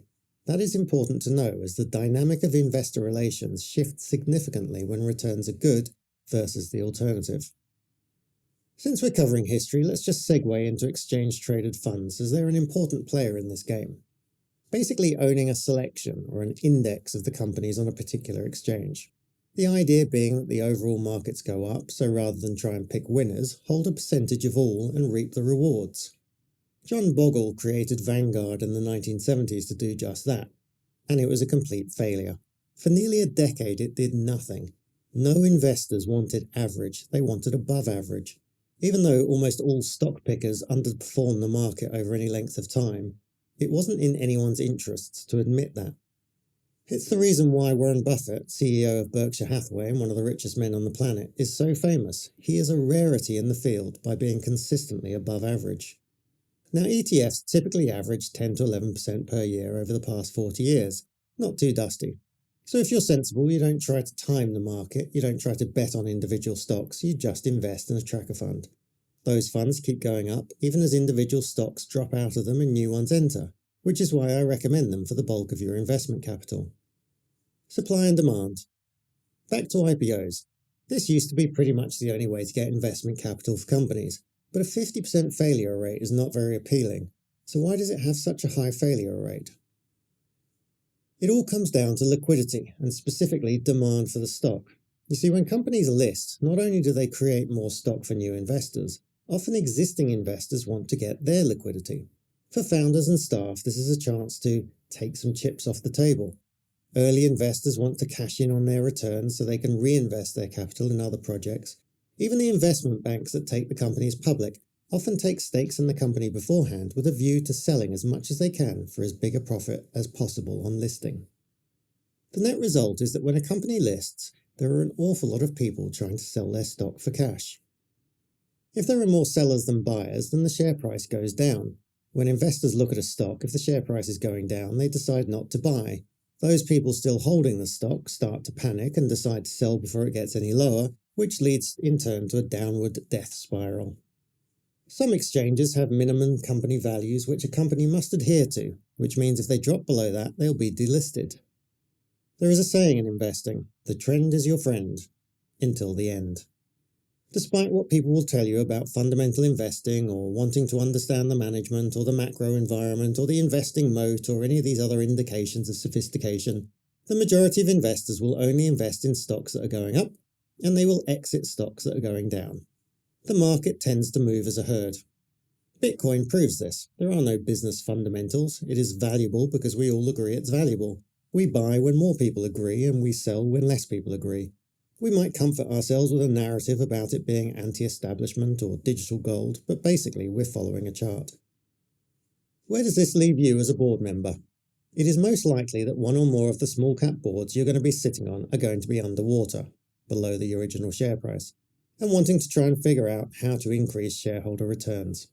In most cases, the board, because they are not experts in the stock market but are experts in their industry, will return to what they know, try to add more customers, cut more costs, make more profit, and hope the share price goes up. That is not unimportant, but it's not the whole story either. Remember that there have been plenty of companies in the last couple of decades that list and the share price goes up, even if they're not making a profit. And there have been plenty of profitable companies that have fallen out of favour and the share price has plummeted. The most valuable thing you can do to help in this case is how you package the story and manage investor relations. For those that really want to understand how you can solve the negative share price issue, I have included a video on constrained stock model in the board pack at veblendirectors.com/boardpack. Investor relations. Small companies to big companies. One of the biggest areas of value you can offer to a board is to focus on investor relations. For most companies, this doesn't need to be more complicated than speaking to, and more importantly, listening to your shareholders. Social media offers an unprecedented view of what your shareholders actually think. Time for an important caveat here. When I discussed how valuable it is to interact with investors and to build a personal profile, I found that most traditional board members were dead set against it. The reason more often than not was fear-based on ignorance. Some of it was founded, some of it not. There are plenty of ways you can fall foul of securities laws as soon as you start talking about public companies. In a bid to avoid this, many directors decide the simplest option is to say nothing. This is a cop-out, and in my opinion more of an excuse not to have to deal with investors than a genuine attempt to avoid regulation. Whilst I'm definitely not a securities lawyer, the list of things you can't talk about is not actually that daunting. The basic thing that securities laws in most countries are concerned about is that material information gets passed to all shareholders at the same time through official channels. This is to stop the dissemination of insider information and insider trading. It therefore has to go out on a pre-formatted press release through a very expensive distribution channel, and normally has to be approved by dozens of people before it goes out. What you can't do is call up a friend or go on social media and say, "Here are our annual results," before it's gone through this process. So what can you say? Well, first off, let's look at what material is. Generally speaking, this is anything that's deemed important enough that it might impact somebody's ownership decision. Firing your janitor? Not material. Winning a new contract that's more than 5% of your annual turnover? Material. Hiring a senior manager is material. Launching a new marketing campaign? Probably not material. You certainly should not talk about the price of your stock, and you definitely cannot make any forecasts in public. This is where entrepreneurs tend to get themselves in trouble.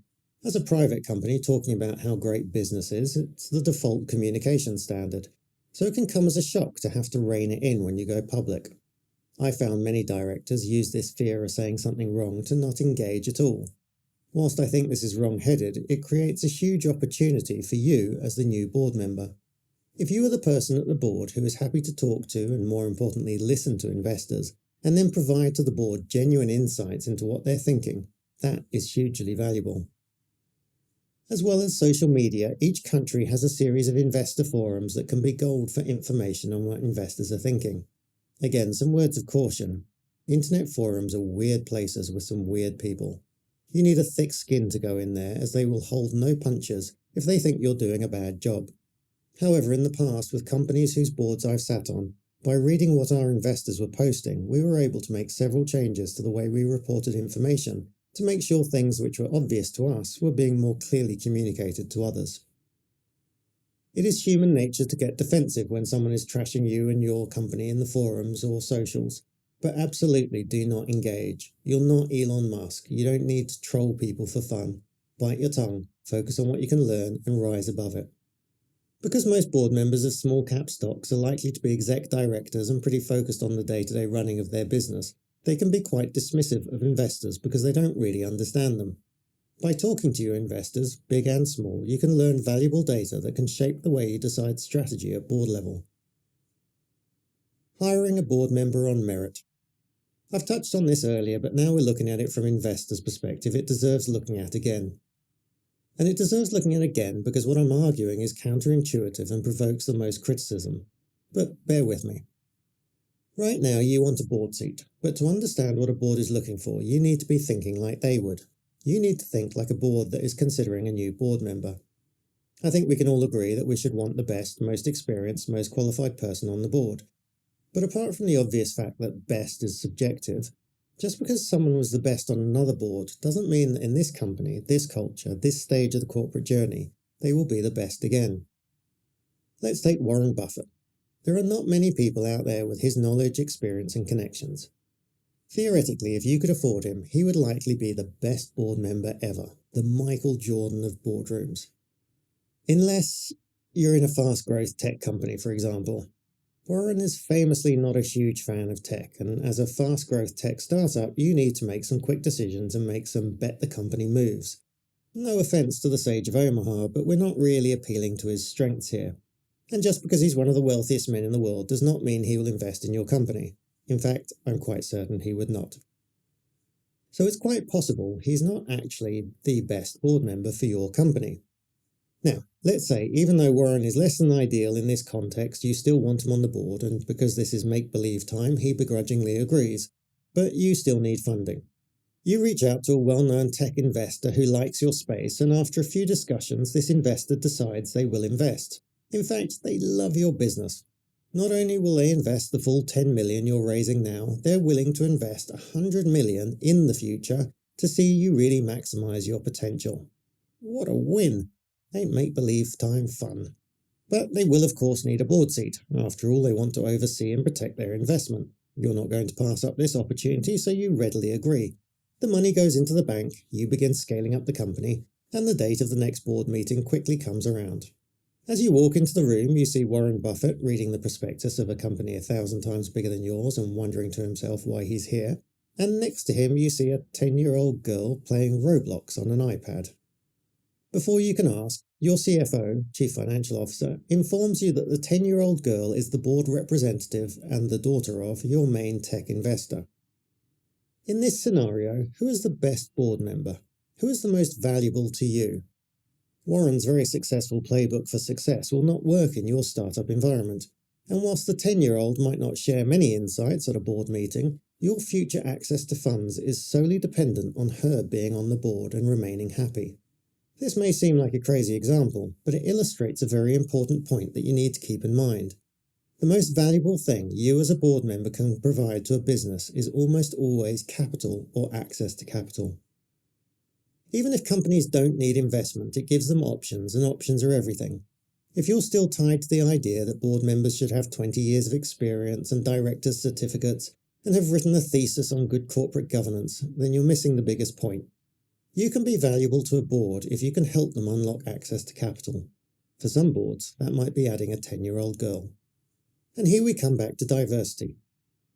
For other companies, it's adding a disabled person or an LGBTQ+ a person. And here we come back to diversity. For other companies, it's adding a disabled person or an LGBTQ+ person, a foreigner or a young person, or even an old white man, because that is what allows them to access new streams of investment from ESG funds. The individual's talents are far less important than what the individual represents. For the past 100 years, investors have been demanding that boards have experience, i.e. your typical grey-haired man who's sat on boards for the past 20 years.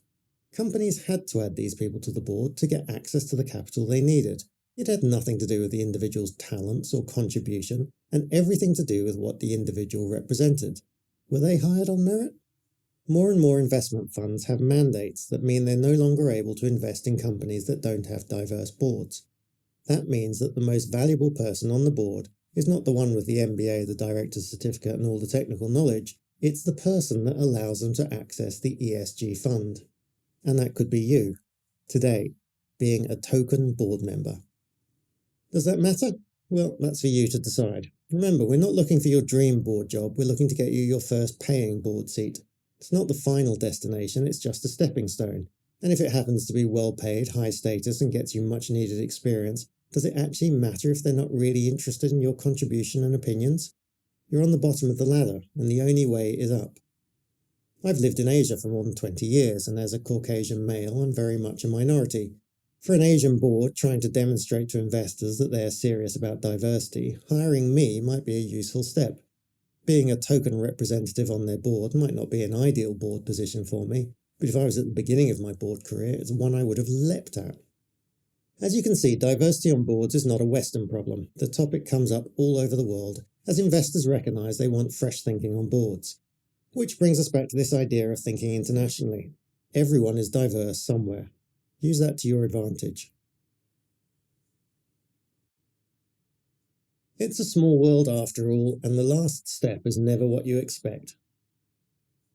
This might be the biggest shift in thinking for you, but it's an important one. There are around 330 million companies in the world that could potentially benefit from you being on their board. I've just checked on Google Maps, and it turns out that the vast majority of those companies are not in your local neighbourhood. They're not even in your country. Whilst numbers are tricky to come by, the country with the most companies is the US, but that accounts for less than 10% of all the companies worldwide. Just basic law of averages should mean that it makes more sense to widen your search, but there are better reasons beyond that. Let's say that you're a 40-something manager in a company. You're ambitious, you want to get ahead, you like the idea of a board set, but you know the chances to progress up the ladder in your current company are limited, and certainly no one on the board knows you exist, let alone wants to offer you a role. So you start looking for board seats on companies. You don't want to leave the day job, so you start applying for board seats in your city or a city near you. We've already covered why applying for board seats is a bad idea, but even if it was a real opportunity you're applying for, and even if they do consider you, and even if they don't care about your lack of experience and all those other things, you're still going to be wholly unremarkable because pretty much everyone else who's applying is also from the same city or country. Now let's say you start applying for international boards. Again, we're not going to do this, I'm just making a point. Now your application stands out. You're from overseas. You have different experiences, different connections than everyone else who's applying locally. You are, believe it or not, exotic. I always knew this about you, but not everyone recognises it. This makes you stand out, especially if this company is looking to expand overseas. But you have a job, family responsibilities, and you can't drop everything and travel the world to serve on a board. Fortunately, due to COVID, it's not unusual for board meetings to happen 100% over Zoom. I regularly sit on boards where I've never even met the other board members. It truly is a small world after all. What's important to note is that the conversation about diversity is happening everywhere I go in the world. I regularly talk to entrepreneurial and inspiring early-stage businesses across Africa that are hungry for international experience to learn from and help them expand overseas. I have an office in the Middle East, which probably more than any other region has capital to invest, but is equally constrained by not being able to invest in their own non-diverse boards.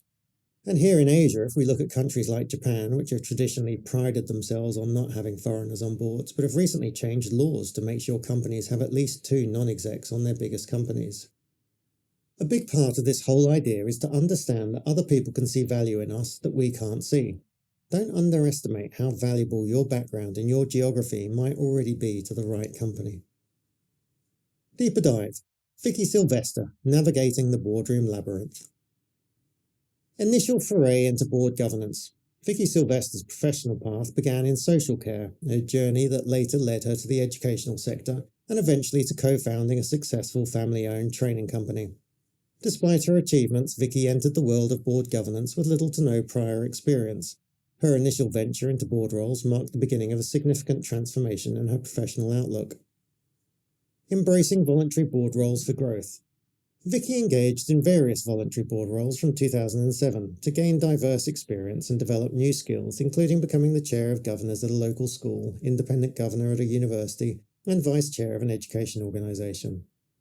These roles provided her with a different perspective from running her own business, teaching her the importance of facilitation and collaboration in a board setting. Through these experiences, Vicky learned the value of being a minority voice in the room, bringing unique insights to the table.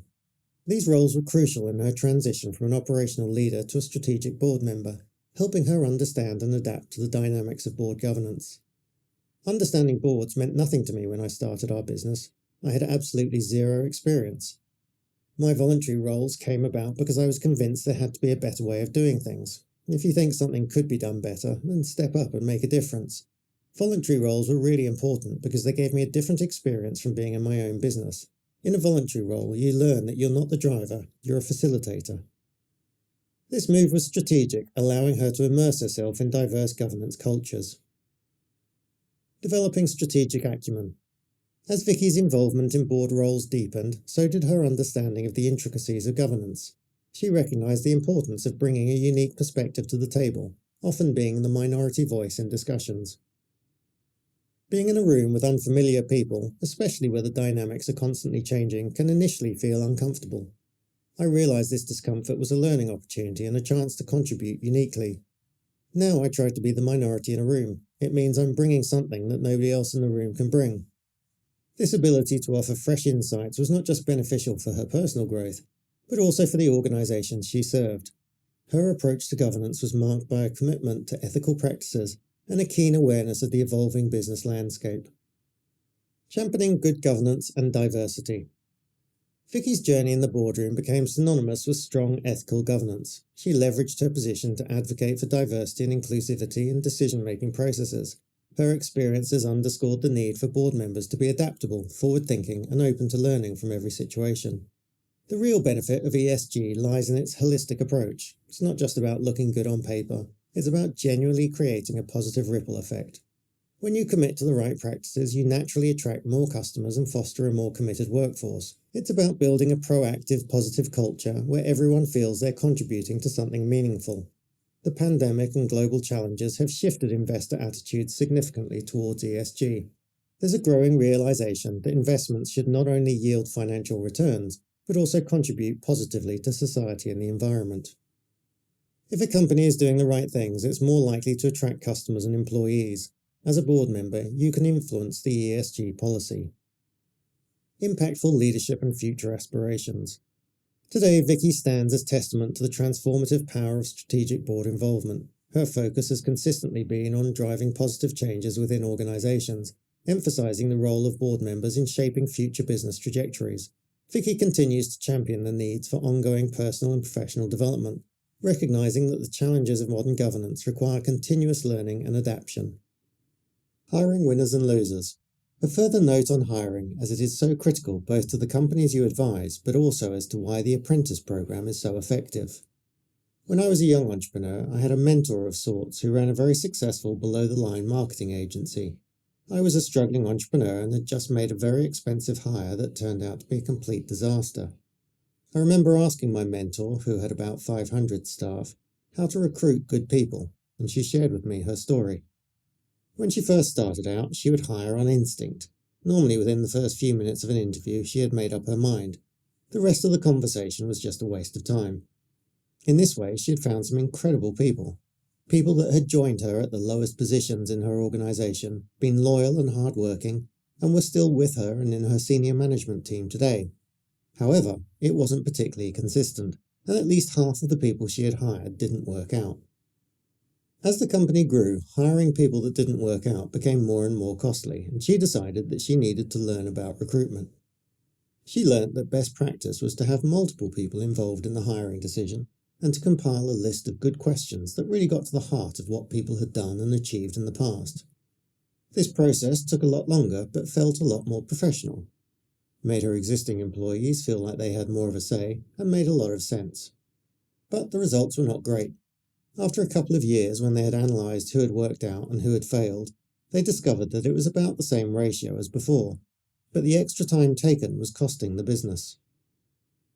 Her next evolution was reading a book that told her that actually, whatever your interview process is, the biggest determinant of whether an employee will work out or not is your onboarding process. Starbucks and McDonald's were great examples of this. All over the world, spotty teenagers say the same things and serve you the same way due to the training they receive. Up until that point, like most busy entrepreneurs, her onboarding was pretty non-existent. She had just expected people to hit the ground running.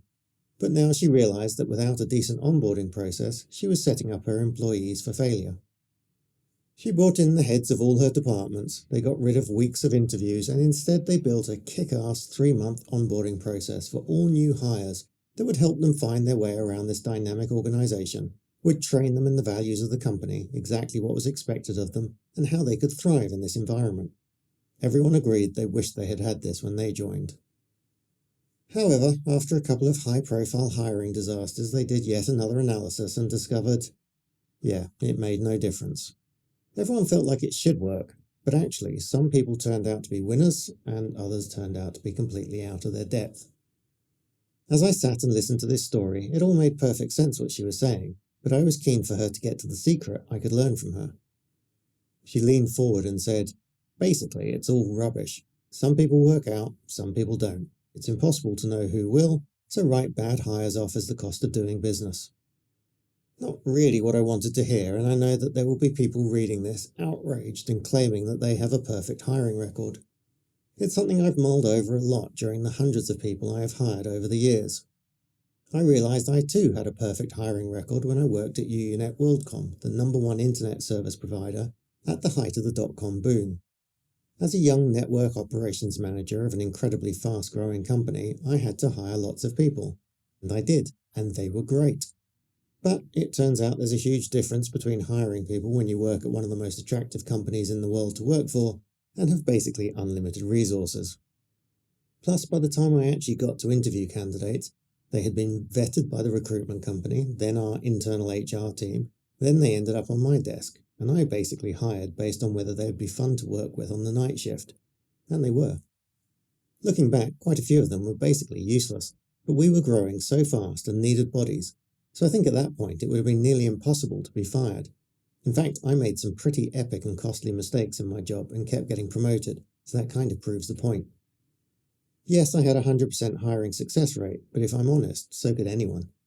The type of people attracted to joining a big corporation with all the associated perks are very different from those joining a startup or a small cap company with a struggling share price. Sadly, you don't get to hire the people you want to hire. You hire the people you can afford. And typically, these are the people that don't have too many other options. Amazingly, oftentimes these people turn out to be complete stars and can grow in the business with you. But again, you have to admit that's more by luck than by design. Fortunately, as I was building my entrepreneurial chops, needing to hire more and more people across my businesses, the internet was starting to enable a wave of freelancing. I decided that I wanted to exploit the opportunities to hire incredible people on cheaper hourly rates and see what I could achieve. Like most people who try this, it was a disaster to start with. I went for the cheapest people and often ended up spending a fortune to find out they couldn't do the job, or often I just hadn't given them a good enough brief. Over time, I got better at breaking down tasks and paying for results, but the best improvement came when I allocated a small bit of my budget to testing at least 3 freelancers for each project. $50 to $100 for each of them to do a quick mini project. I quickly discovered which ones could follow instructions, who communicated well, and who delivered on time. These freelancers that worked well with me, I would end up giving more and more work to, and on more than one occasion I ended up giving them so much work they ended up running my companies. I don't think I've hired anyone full-time as a normal hire for at least 5 years now. Everyone I hire now starts off as a freelancer, and then as long as they deliver, I keep adding responsibilities. The problem with traditional hiring, as my mentor had found out, is that past behaviour is no real predicator of future behaviour. Now, I'm not saying that good interview practice, onboarding, reference checking, etc. are a complete waste of time. They're clearly not. However, just because someone has worked well in a certain culture and environment in the past does not mean that they're going to work well for you in the future. The fact is, we just don't know. Maybe they won't get on with a key member of staff. Maybe they will have some crisis in their home life that wasn't on the table before. Maybe they have an existential crisis. Who knows? Sadly, not us. They might not even know. Really, the only 100% sure way of finding out is to start working with them, but that is costly when done the traditional way. How does all this tie back to a board seat? Well, most importantly in this context, whether it's an advisory board or an apprenticeship, what we are in fact doing is giving the boards an opportunity to try you before they buy. In both cases, you are de-risking a very fraught hiring decision and making it easy for them to say yes. Maybe it works out, maybe it doesn't, but you have managed to get yourself into the inner circle, and then it's on you to build from there. 5 components to great investors. Veblen mantra number 3. If you have money, you can buy any board seat. Number 1. Connections. Arguably the most important connections you'll make in this journey are those with investors. It becomes much easier to build investor conversations as you start investing yourself. When you meet someone at a networking event and they mention they're an investor with a portfolio of companies and a significant Apple holding, that might sound impressive, but that could just mean they have $1,000 split across 5 stocks with 500 of it in Apple. If you're not an investor, you might be impressed without ever understanding the nuance. Anyone could put $100 into a crowdfunding deal and call themselves an angel investor. To the uninitiated, an angel investor might sound impressive. A real investor will want to know more. Your credibility will come from the questions you ask. As you sit on more boards and take the time to get to know the investors, you will find out that if you do a good job of keeping them informed of what is going on and ideally helping them to get good returns, they will start talking to you about other investments they have and other investors you should meet. You may soon find that investors in one company are asking you to sit on the boards of other companies to represent their interests there. This is the point where you can start to earn significant fees representing those investors. Whilst other investors, or the people that represent them, are still useful to connect with, it is now the directors of other companies that is useful to form relationships with. These are the people that will be critical to doing M&A deals. Number 2. Knowledge. With every step up you take on your board journey, you will be presented with new learnings, new ways of doing things. It's important to build on your knowledge. It's also important to recognise that what works in one type of company won't always work in another, and what works at one size of company won't work at a bigger one. For example, one of the strategic advantages that small companies have is their ability to pivot quickly, to react to customer demand, to innovate, to try things with limited downside risk. With a small team, it's relatively easy to keep everyone on the same page. As you move up to bigger companies with more people, there is much more at risk. More processes are put in place to stop potential catastrophes. In fact, you as the board are there to ensure that the company doesn't accidentally do something dumb. As the size of your companies and your responsibilities grow, so you need to increase your knowledge in bigger trends. In 2002, I moved to Asia because the largest transfer of wealth in history was moving from west to east, and as a young entrepreneur it made sense to be on the receiving end of that migration. Today, ESG is a huge trend. Tomorrow, baby boomers will transfer their assets to the next generation. AI is in the process of disrupting every industry. Changing climate will lead to mass population changes, and next year something else will be dominating attention. As a consumer of news, these things can be fearful, but thinking like an owner and connected as you will be, they represent opportunities for you to make a real impact for good. The further up the ladder you get, the more positive impact you can make. Number 3, profile. There is a cost to all things. The cost to Elon Musk of his fame is that he cannot go anywhere without guards. But the flip of that is he can also get on a phone call with nearly anybody on the planet he wants to. For most of us in business, we don't need or want that level of fame. But the same principle applies. The better known we become, the easier it is to get access to those we want to reach. Additionally, the more people who know of us, the more people with potential opportunities will reach out, and the faster we can do deals and get things done. Remember I said business trust is directly related to time. When we first start updating our LinkedIn profiles, we are really accommodating those who will search for us and want proof we are who we say we are. The next level is starting to put ourselves in front of people who don't know us yet. All Veblen members get a PR package as part of the program, which includes third-party publishings of podcasts, interviews, and thought leadership pieces. But as the size of your influence grows, a new opportunity presents itself. Whilst most people think of PR and communications as a distribution channel to get your voice and ideas out, those that understand it and choose to play the game view social media as the ultimate economy, with attention as the currency. Once you understand this game, and if you wish to play it, the sky is the limit to how far your influence can spread. Number 4, value. As you grow in your role, as your connections, knowledge and influence grow, so too will your understanding of the value you can provide and the worth of that. You will likely find you turn down more board seats than you accept.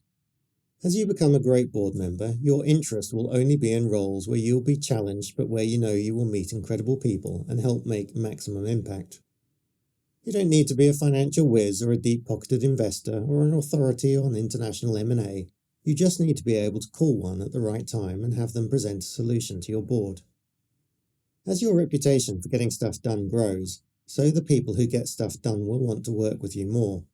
This virtuous circle works for everyone and significantly increases the speed to results. Number 5, leverage. Leverage at this level has more to do with legacy than boosting your career. There is a reason that so many business leaders we respect ultimately turn to philanthropy. They solve problems in their business, problems in their industry, and ultimately look to solve problems in the world.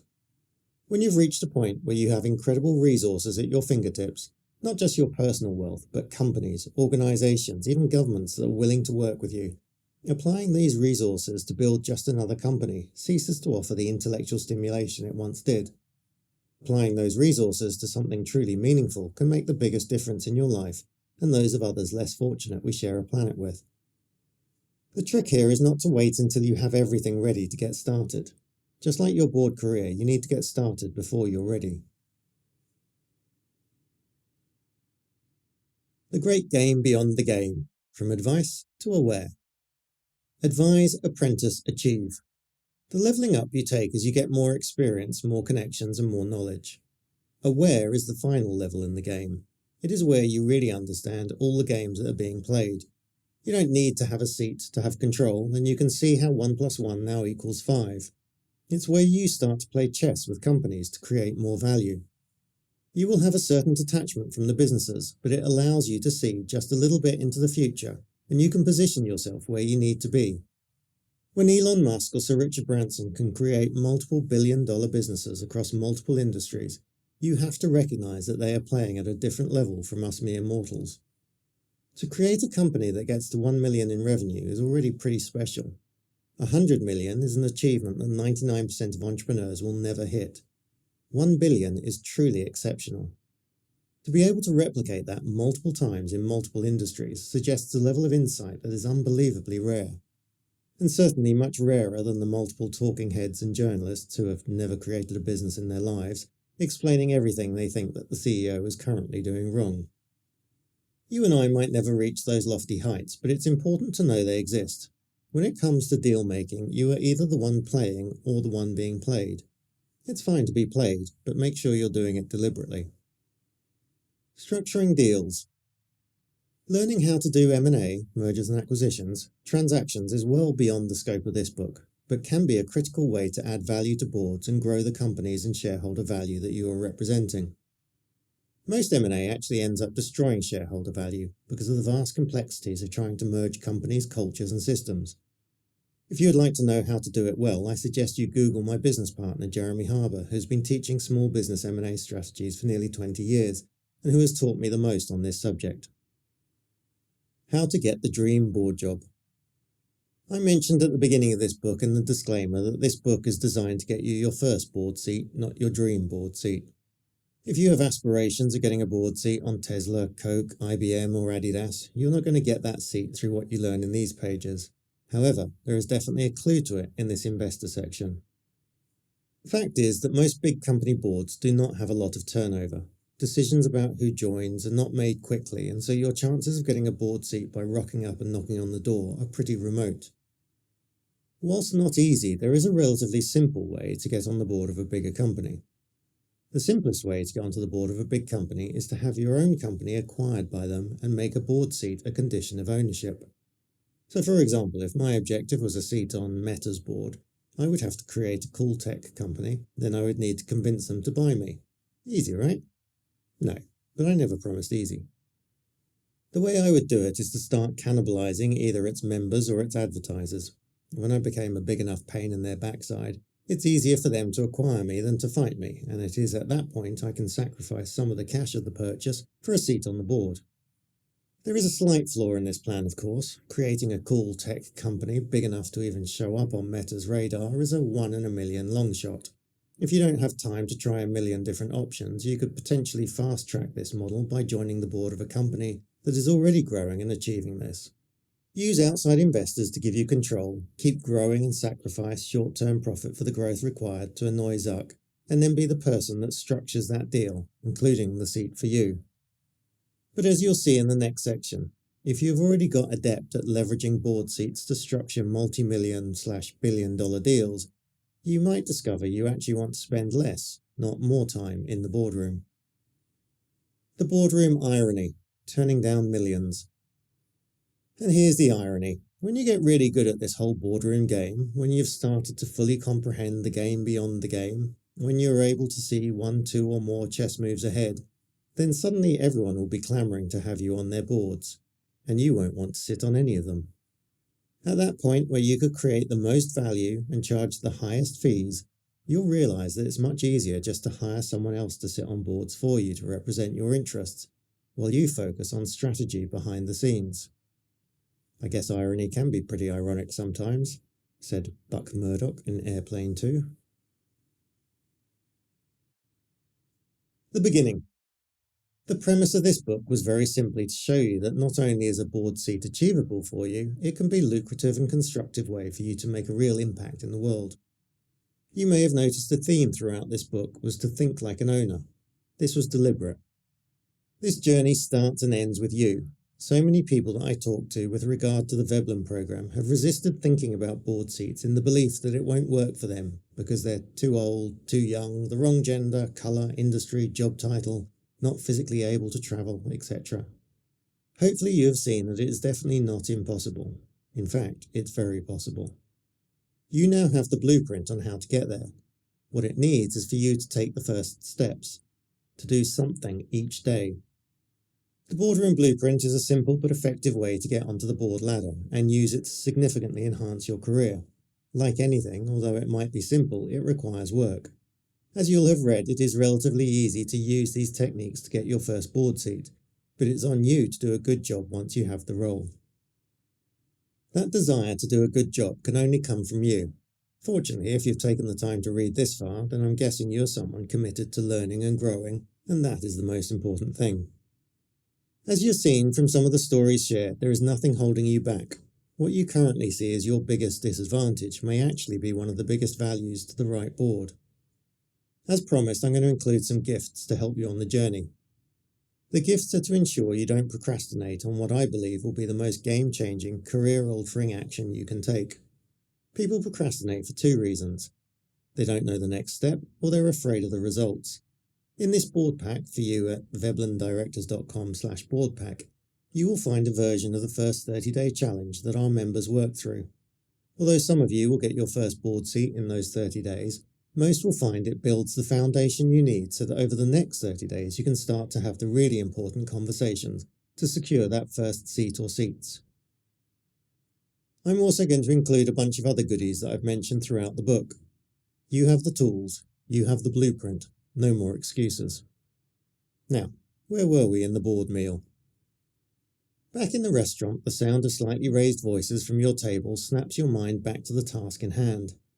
Even a year ago, hearing board members arguing like this would have made you anxious, but by now you know the parties involved. You know who's playing games because they enjoy the drama, who is arguing but for the wrong reasons, and who is the individual that actually has the real control and could potentially derail things if they're pushed too hard. As the slightly tense voices die down, you remind everybody to put personal preferences aside and focus on what is best for all shareholders in the long term. However, you know that the information you're about to share with them will make the previous discussion redundant. You also know it will make everyone at the table and many of the company's staff very, very wealthy. For full effect, you had planned to wait until dessert, but it seems like now is as good a time as any. You tap your wine glass and rise to your feet. Esteemed colleagues, you begin. For several years we've run a successful board apprentice program, and we're lucky enough to be joined by several of them tonight. Murmurs of appreciation ripple around the table, and a couple of glasses are raised in the general direction of the apprentices. What you might not know, you continue, is that one of them has been very successfully sharing our business story with investors around the world. I have had several conversations with new investors over the past few months as a direct result of this, and we've all seen an appreciable nudge in share price despite the wider market malaise. One of those investors, a large private equity player with an excellent reputation, has recently reached ownership of 4.9% of our company, and over the past few days I've met with the CEO and the CIO in person to discuss where they would like to go with us in the future. What I'm about to pass around to all members of this board is... You pause for dramatic effect and look around the room slowly. A formal letter of intent to buy out the remaining shares in our company at a 33% premium to today's closing price and take us private again. You scan the room, watching the wave of emotions cross the different board members' faces. You know, some were already happily calculating what this did to their net worths. The exec directors were trying to figure out what this would mean for their teams. Other directors, those with less shares, were wondering whether they would still have jobs at the end of it. Before I open this up for discussion, let me remind you of the highly sensitive nature of this topic and that any leaks, whilst illegal, would also likely kill this deal. This offer has come very suddenly, but both the key executives are in town and wanted to present to the board tomorrow. So I would like to propose we postpone board items 1 to 6 tomorrow and listen instead to them articulate their plan and their vision for our company. There will be no formal vote tomorrow, but if both parties are happy, we will look to move to vote and announce by the end of the month. You sit back down and wait for the shock to subside and the questions to start. Having been involved in these discussions for most of the last 48 hours, you already know this proposal will get the votes it needs, and you had already worked out exactly what this would do for your net worth. And to think that it had all started with a book. Questions and answers from early readers. What are the legal risks? A director of a company takes on legal responsibility for the decisions of that company. This is not to be taken lightly. An advisory board member or an apprentice staff takes on no such legal risk, which makes it a great place to start. When you join the board of a PLC, you should always ensure that company has D&O insurance, directors and officers insurance, which gives you some protection in the event that the directors are sued. What other risks are there? Reputational is probably the biggest. If you join a company and that company gets into trouble, even if you're protected legally, it might not be great for your personal brand. The board of Theranos, the Silicon Valley blood testing startup that turned out to be a fraud, suffered much reputational damage. However, this shouldn't be something that holds you back at the beginning of your board career. How much time does being a board member take? I've sat on boards that for long periods of time have not taken more than a couple of hours a month, including reading and calls. I've sat on others that have had periods where I've had to work round the clock to sort problems out. In most cases, you're looking at a couple of hours of meetings a month, plus half a day's reading. Each company is different, and the more value you want to add, the more time you will likely contribute. Where can I find out more about Veblen program? Go to veblendirectors.com and book a call with one of our lovely team. I also recommend you subscribe to our YouTube channel and follow us on LinkedIn. We post lots of content that you can repost on your own feed to build your boardroom credentials. Where can I see more case studies of people and their board journeys? Go to youtube.com/veblendirectors or linkedin.com/company/veblen-director-program. Should I get a director's certificate or other qualifications? If you really want to, but real-world board experience is far more valuable than certificates. As we've discussed in this book, a genuine curiosity and desire to help, soft skills, are actually far more valuable when you're starting out. As you move into bigger companies, if you feel a certification would help, go for it. But it's definitely not required and won't significantly help you get a seat. What is a good size for a board? When a company is small, less is definitely more. You want decisions to get made quickly. 3 to 5 people is probably optimum. As the company grows, it can, but not always, be useful to add numbers. Always strive for odd numbers to avoid deadlocks. Should boards be about discussions or decisions? In general, I find it's better to circulate ideas ahead of the board meeting, let people bounce questions around in an online forum, and then just use the board meeting for final clarifications and voting. This keeps board meetings sharp and to the point, and also means that there should be no surprises. You should always know the way the vote will go before you walk into the boardroom. Can I only get a board seat in my country? No. Please start thinking globally. Do I need to buy stock in the company? Whilst this is a lovely gesture of support and will send a very positive message to the market, it's not necessary. Often, as part of your compensation, you'll receive stock, and this can be very lucrative if the share price is rising. What about conflicts of interest with my current company? Try to avoid it at all costs. There are lots of companies out there. No need to antagonize your own company or open yourself up to suggestions of impropriety. What is the difference between private and public companies for board members? Mostly the level of scrutiny you're under. If you want to see how bad it can get, you can read my previous book, Entrepreneurial Investing.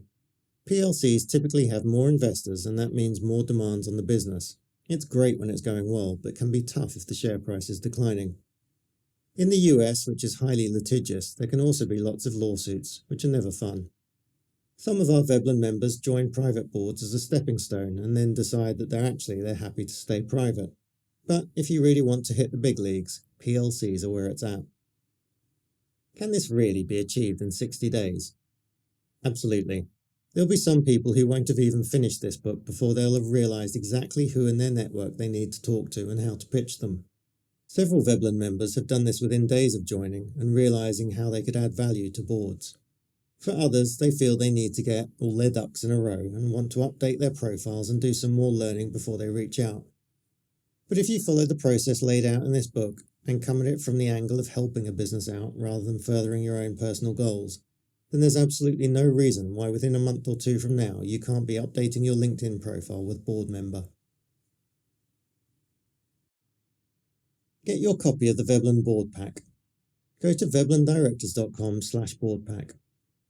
When you come to claim your board pack, you'll receive the following: links to our boardroom quizzes, my interview with Darren Finkelstein on how to get the accountability you need for your goals and some great tips for holding others accountable, an interview with Vicky Sylvester, who is one of the foremost experts on ESG in the small cap market and who perfectly balances values with capitalist realities.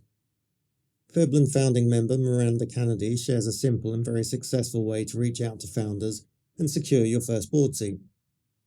You'll get the PDF download, I've got a board seat, now what?, which you'll need as soon as you get your first board seat. You also get a $500 voucher to be used on any Veblen course, and a $500 voucher you can send to a friend. Plus you get access to the Veblen community group. And you'll get a video I put together on how we now approach small cap equities to better control some of the challenges of the public markets. A final word from Callum Laing. Me. I've briefly talked about my time working in a big successful company. I worked very hard, made good money, and had a lot of fun. When I first came to Asia and started building companies, I worked much harder, made no money, and had very little fun. What had changed? It was the environment. Not being in Asia, but being in a business being run by somebody who didn't understand how to run a business. Me. There was an idea that I kept coming back to, but yet couldn't really figure out what to do with. When I was at university, I started a rowing club. We secured some lottery funds, bought some boats, and over 2 years built a very successful novice rowing club. As one of the few people in the club who had ever rowed before, I was one of the best and enjoyed helping others to learn. One summer I went home and was invited to race in a senior open crew. For those not familiar, a novice crew is like playing footy with your mates at the weekend. Senior open is like playing in the Premiership. There is a big difference. Now, I say I was invited, and that's the way I like to remember it, but if I'm honest, what happened was somebody dropped out, the next 50 people they tried were unavailable, and I happened to be available. I was stuck in the bow, the front of the boat, where I could do the least damage, and I was told to keep up and don't mess up. Words to that effect, but slightly more intimidating. Fortunately, we won our first race, and so I ended up rowing with them quite a lot over the summer. Naturally, I was terrified and did everything I could to keep up and not mess up. Two things became very obvious the more I rowed with them. The first was that because everyone else in the boat was better than me, I did not have to compensate for anyone else and could focus 100% on my own stroke. I could also copy those that were better than me. This meant that I personally improved more in that month or two as a rower than I had done in the previous few years. The second thing I noticed was that even when we weren't pulling at 100%, we were still travelling much, much faster than any boat I'd ever rowed in before. Although I didn't always have the choice, it convinced me that I always wanted to be on teams that had stronger players than me. Bringing this back to my struggling startup, I knew that I was clearly not in a winning team, but I couldn't figure out how you surround yourself with better people, especially when you don't have the funds to hire them. I started inviting better entrepreneurs for monthly lunches, and they inadvertently became my first advisory board. Over the years, I did start to work it out, and I realised that starting a business and hoping good people come to you is a long shot. Surrounding yourself with good people and then starting a business was a much better approach. Advisory boards became my way of doing that. When I set up Veblen, I wanted to provide an environment where our members always had people a few steps ahead of them on the journey that they could go to and learn from. I wanted to provide for them an environment like that senior open rowing boat. High degrees of accountability, but enough great people around them that they can learn from others and improve. And the more people join and do that, the higher the standard becomes for all. And even if they're not all pulling at 100%, you still reach the destination quicker. If you're interested in joining that community, I do hope you'll reach out. Putting yourself in the right environment can solve many problems. See you in the boardroom. Thanks section. Part of the reason connections is the first of the repeatable steps is that you need to be deliberate about surrounding yourself with people that will hold you to a higher standard, that can inspire you, that you can learn from. I don't consider it the most important thing, I consider it everything. If you take nothing else from this book than that, I hope you become deliberate about the people you surround yourself with on your path to success. In the following pages are just some of the people that I owe a massive debt of thanks to for inspiring me to greater things. To my family, Zoe, Mia and Ella, that keep me grounded, laughing and inspired. To my business partners and friends, Jeremy Harbour and Victor Tan, that keep the engine running. To Francie, John and more recently Michelle for leading Veblen forward. The team alongside them, John, Pam, Renee, Yanni, Arcie, Marquita, Jermaine, Sherilyn and Shruti. Special thanks to Shruti for the book cover.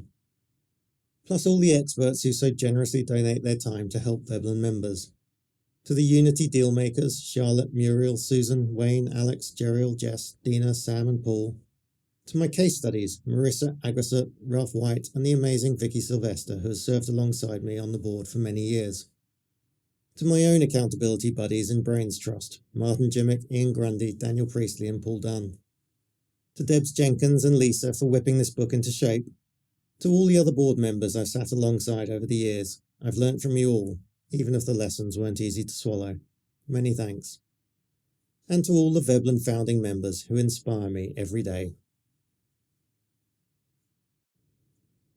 You're still here? It's over. Go home. Go. Ferris Bueller.